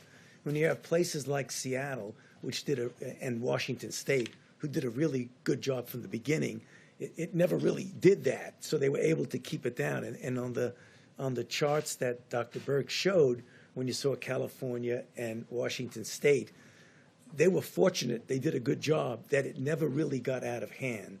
So again, this is a big country, and you have a number of different metropolitan areas. I think if we do it right, you're going to see those who have not peaked will not peak, and those who have peaked, the New Orleans, the New York, New Jersey, Chicago, Detroit, and others, you're going to see the same thing if we keep our foot on the accelerator. Further questions for the team? Yes, sir. I'm just following up Dr. Fauci's comment earlier about what it's like going to be coming back to normal, and until there's a vaccine, that there'll be gradual steps towards restoring normalcy. Under that, short of a vaccine, does putting 80,000 people, fans, spectators in a sports stadium, or 25,000 politicos in an arena for a political convention this summer make a lot of sense? Or those sorts of things require a vaccine to fully protect the American populace? No, I don't think that you're going to have to say that the country cannot get back to a real degree of normalcy until you absolutely have a safe and effective vaccine. It will be really evaluating the kinds of things, and that's the reason why it was discussed up here, why it's so important to have an antibody test so you know what the penetrance is in society. And then we have a situation where we don't ever want to get to have to mitigate. We want it to be able to contain. And by the time we have to face what's going to happen with this going back to normality, we will have in place the capability of identifying, isolating, contact tracing, so that it never gets out of hand. Ultimately, the showstopper will be obviously a vaccine where you can vaccinate people and you won't have it. There's going to be another issue that's going to be important, and it has to do with somewhat of a comparison, for example, with influenza. We go through multiple cycles of influenza. There's always a degree of background immunity in the population. I mean, that will ultimately happen if we get a situation where we get back to normal. Now, I hope we don't have so many people infected that we actually have that herd immunity, but I think it would have to be different than it is right now. So, again, remember when you say normalcy, I mean, we could get back normally, economically and otherwise, without necessarily saying we're going to forget about the virus. We have to pay attention to this because we've had a very bad experience with this virus. Follow up on that, please. Thank you, and this is for the Vice President, for Dr. Birx and Dr. Fauci, but can you give us a sense of, and I know you don't want to make any projections, but where we are with the numbers, because we saw that horrible number today, more than 10,000 deaths now in the U.S. Are we on track for those best case scenario numbers that you had laid out, the 100,000, or are we potentially coming in lower than that at this point, given some of what you're seeing? You know, it just gives me an opportunity to thank and respect the modelers who have really worked on this, because there's a large number of them have worked very hard and done a lot of predictions. And what we did is we did predictions of predictions. We like to integrate data, and so that's where you come up with these numbers. I think Dr. Fauci and I both strongly believe that if we work as hard as we can over the next several weeks, that we will see potential to go under the numbers that were predicted by the models. And I think that is really two things. It is the extraordinary compliance of the American people and the diligence that they have mitigated with. Because remember, we are doing this strictly by behavior change.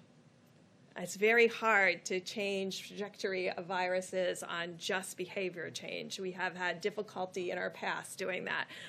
So that's what we're doing, and that's what the American people are doing. But the other side of that is the incredible insights that Washington State and others are providing on how to better care for the patients in the hospital. And so those two pieces are coming together that could have a dramatic impact on the predictions of the mortality from this disease.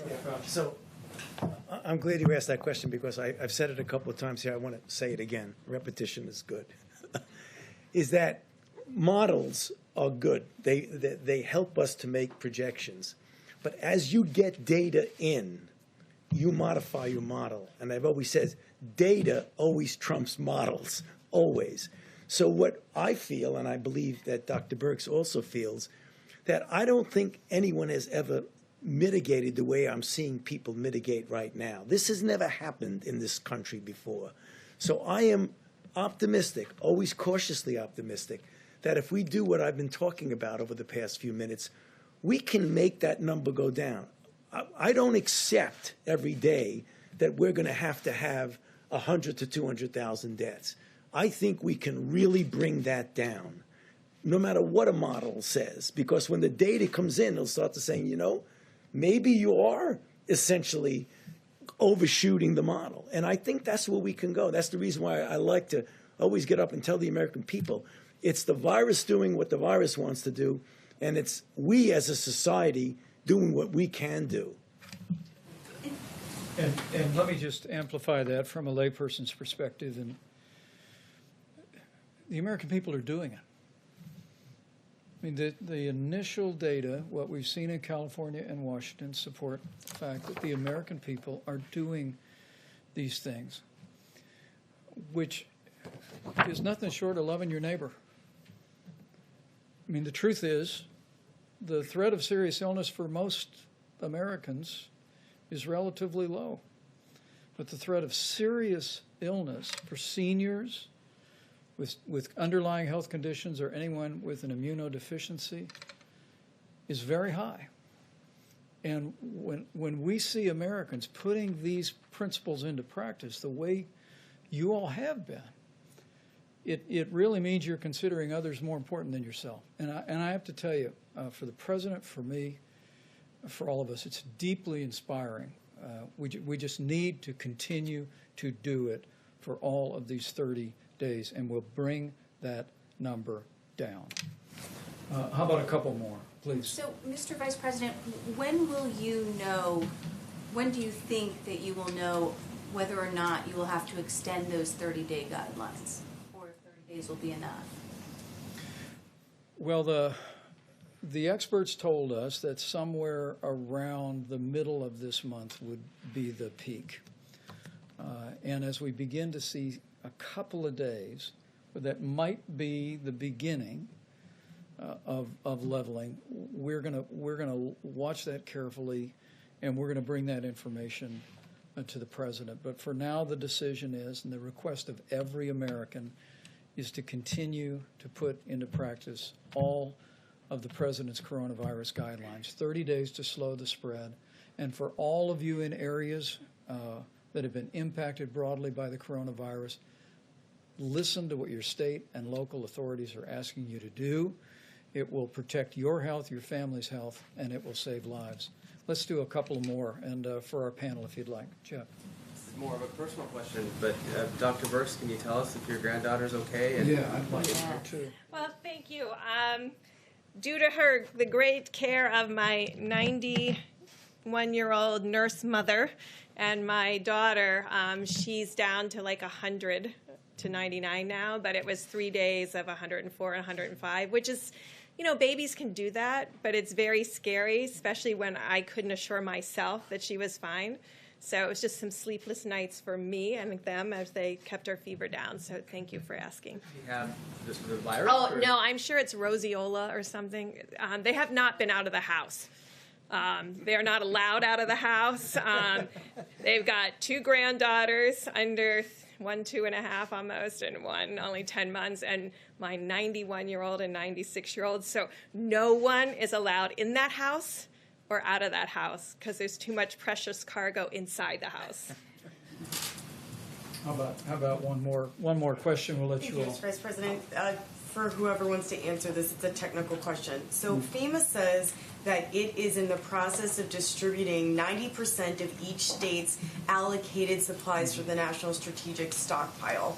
And that allocation is determined based on population by the last census in each state. And the other 10%, it says, is going to frontline healthcare workers serving in the federal response efforts. So where are those healthcare workers in the federal response? And do you envision a scenario in which you could start giving states more supplies from the National Strategic Stockpile? It's a really good question. And let me say the Strategic National Stockpile, and I'm going to have Admiral Giroir speak about his piece of that, has been largely deployed. We are continuing to replenish it in part with a small portion of what's coming in from around the world. You've heard about our air bridge, now more than 50 flights that have been scheduled that are bringing millions of supplies into the United States. What we're doing is taking less than 10% of that, put it into the Strategic National Stockpile, so we have that to basically provide for states on an as-needed basis. But the other 90%, that system that I just described earlier when the President was here, is working with the 6 major medical distributors in the country to deploy those resources to New York, New Jersey, Connecticut, Louisiana, Michigan, Illinois, the exact priority that you just heard Dr. Burks describe and that the data informs. And those decisions are being made every single day. And so while if a hurricane hits Florida or tornadoes or flooding tear through the state of Indiana, we're very accustomed to FEMA coming in, drawing from the national stockpile, providing specific resources. In this case, with a nationwide effort, what President Trump directed us to do was literally marshal the resources of the full economy to be able to make sure that we can meet the needs for personal protective equipment, ventilators, and all manner of supplies. And we're doing that in a small way through the Strategic National Stockpile, but in the largest way through that control tower system that Admiral John Polovchik is running for us, that is deploying those resources and making sure they're going straight to where they need to go. And as I said earlier, those decisions are being informed by the data, and they're literally being made by our team at FEMA on a daily and sometimes hourly basis. And we'll continue to keep you informed, as we did today, about where some of those are going. But let me let Admiral Giroir finish that answer. I don't really have much more to add to that. The Vice President is certainly well informed about that. And I want to assure you that all the sourcing around the world, if it's there, we're putting it in our supply chains. We're buying more. Manufacturers are stepping up to the plate. And this is going not just by percent allocation, but it's going to the exact places that need it in the quantities that they need to take care of patients. And we want to make sure this is a two-way street. We get the data in from individual hospitals to know exactly what their burn rate is, exactly what they need. And we want to make sure that they feel comfortable that they're going to have supplies because they will. Because part of this is about potential shortages, some places. Most of it's about a fear of a shortage. If I'm a physician in an ICU and I'm not sure that it's going to be there, that's going to scare me. It's going to scare my nurses. So we want everyone to have that assurance that we will provide you what you need over weeks, periods of time, exactly to your need. And Admiral Polubchak and his team, and again, it's all military in there. I mean, he is the logistics guy for the Joint Chiefs of Staff, right? This is what he does. He is a wizard. There are more stars around me in the DoD part of the military than I've generally seen outside of the Pentagon. This is really being run as a military operation. I'm in the U.S. Public Health Service, so we're part of HHS. The Surgeon General and I have the honor of running that service. We are shoulder to shoulder in the field, in the military hospitals with everyone else. There are only 6,100 of us. 3,000 are doing direct patient care on a daily basis. We take care of the Indian Health Service, the Bureau of Prisons, those in detention at the border, et cetera. That's what we do. The other 3,000, over 2,000 of those are in the field already, taking care of patients directly, and we have more going out the door every day. And if I could just follow up on that very quickly then, is it even worth then governors writing into FEMA if they've already received their 90% allocation and you're getting data directly from the hospitals to ask for more at this point? This has been a very cooperative interaction. I bet I talk to 5 governors a day, and we talk out the issues and understand what they perceive in their state. They often help point us to particular areas that they feel need more attention or that needs more communication. So it's been very productive. I have to look up what governor goes to what state because that's not my world, but it's been a very productive interaction. So I think all of this is necessary. I'm on almost every governor's call with the vice president. They're very meaningful, they're impactful, they're informative, they're communicative. We talk to each other, but then we do get down to the individual hospital level because when the rubber meets the road, you got to know what the docs, nurses, respiratory therapists, the people who clean the rooms are an important part of the team. I want them to come to every work saying, it's not that I clean a room, I'm saving lives today. And they are saving lives by keeping the viruses off the surfaces and reducing transmission. So you've really got to get that granular, and we're to a point with Admiral P's. You have 2 admirals with the worst pronounced names in the world, so Admiral P, Admiral G, but Admiral P's team really has this covered down to the individual hospital level. Thank you, sir. Let me say, just by way of closing, because I thought that last question was helpful. We're interacting with governors every day, 7 days a week, and we welcome that. And while there are some resources in the Strategic National Reserve, we spoke about ventilators. We have some 9,000 ventilators on standby. We also have this vast array through the commercial system that when we hear from governors, we're identifying the needs. They're working every day to identify their hospital capacity. We went over governors today saying we need to know what your capacity is, what your normal capacity is, what your surge capacity is. We need to understand what your equipment complement is across the state. And governors have been doing this. They've been assembling that information. But I want to tell you, the governors across this country in both political parties have been doing a remarkable job. And the president's grateful, and I'm grateful. And I just want to know that those healthcare workers that they're serving and the families that those healthcare workers are serving can be confident that we are going to do whatever it takes to get them what they need when they need it. And every governor is working in that regard. Every hospital administrator is working in that regard. And the opportunity that we have, because the American people are stepping up so strongly and putting others ahead of themselves. In most cases, they're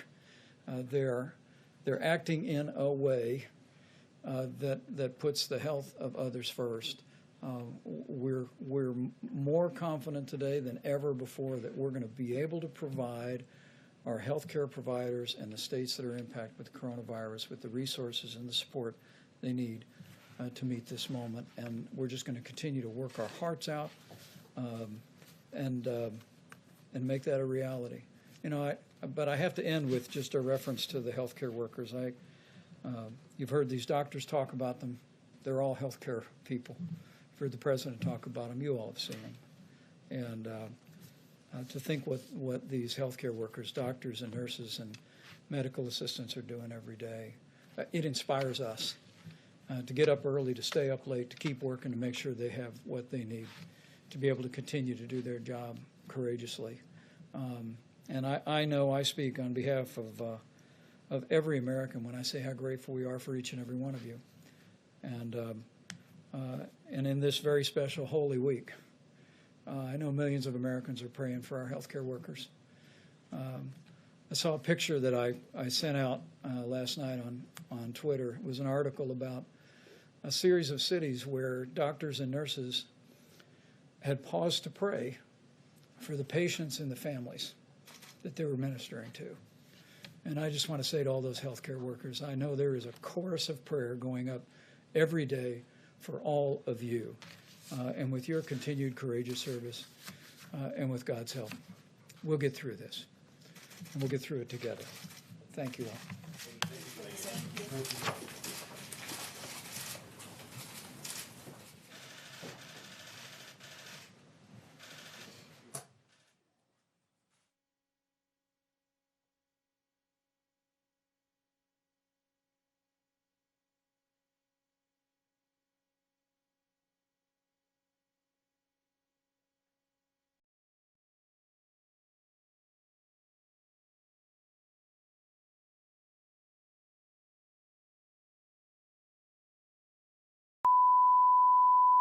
This is the primary audio circuit for the Reuters live service.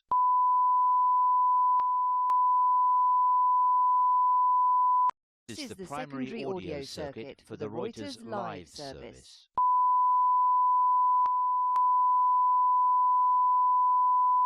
This is the primary audio circuit for the Reuters live service.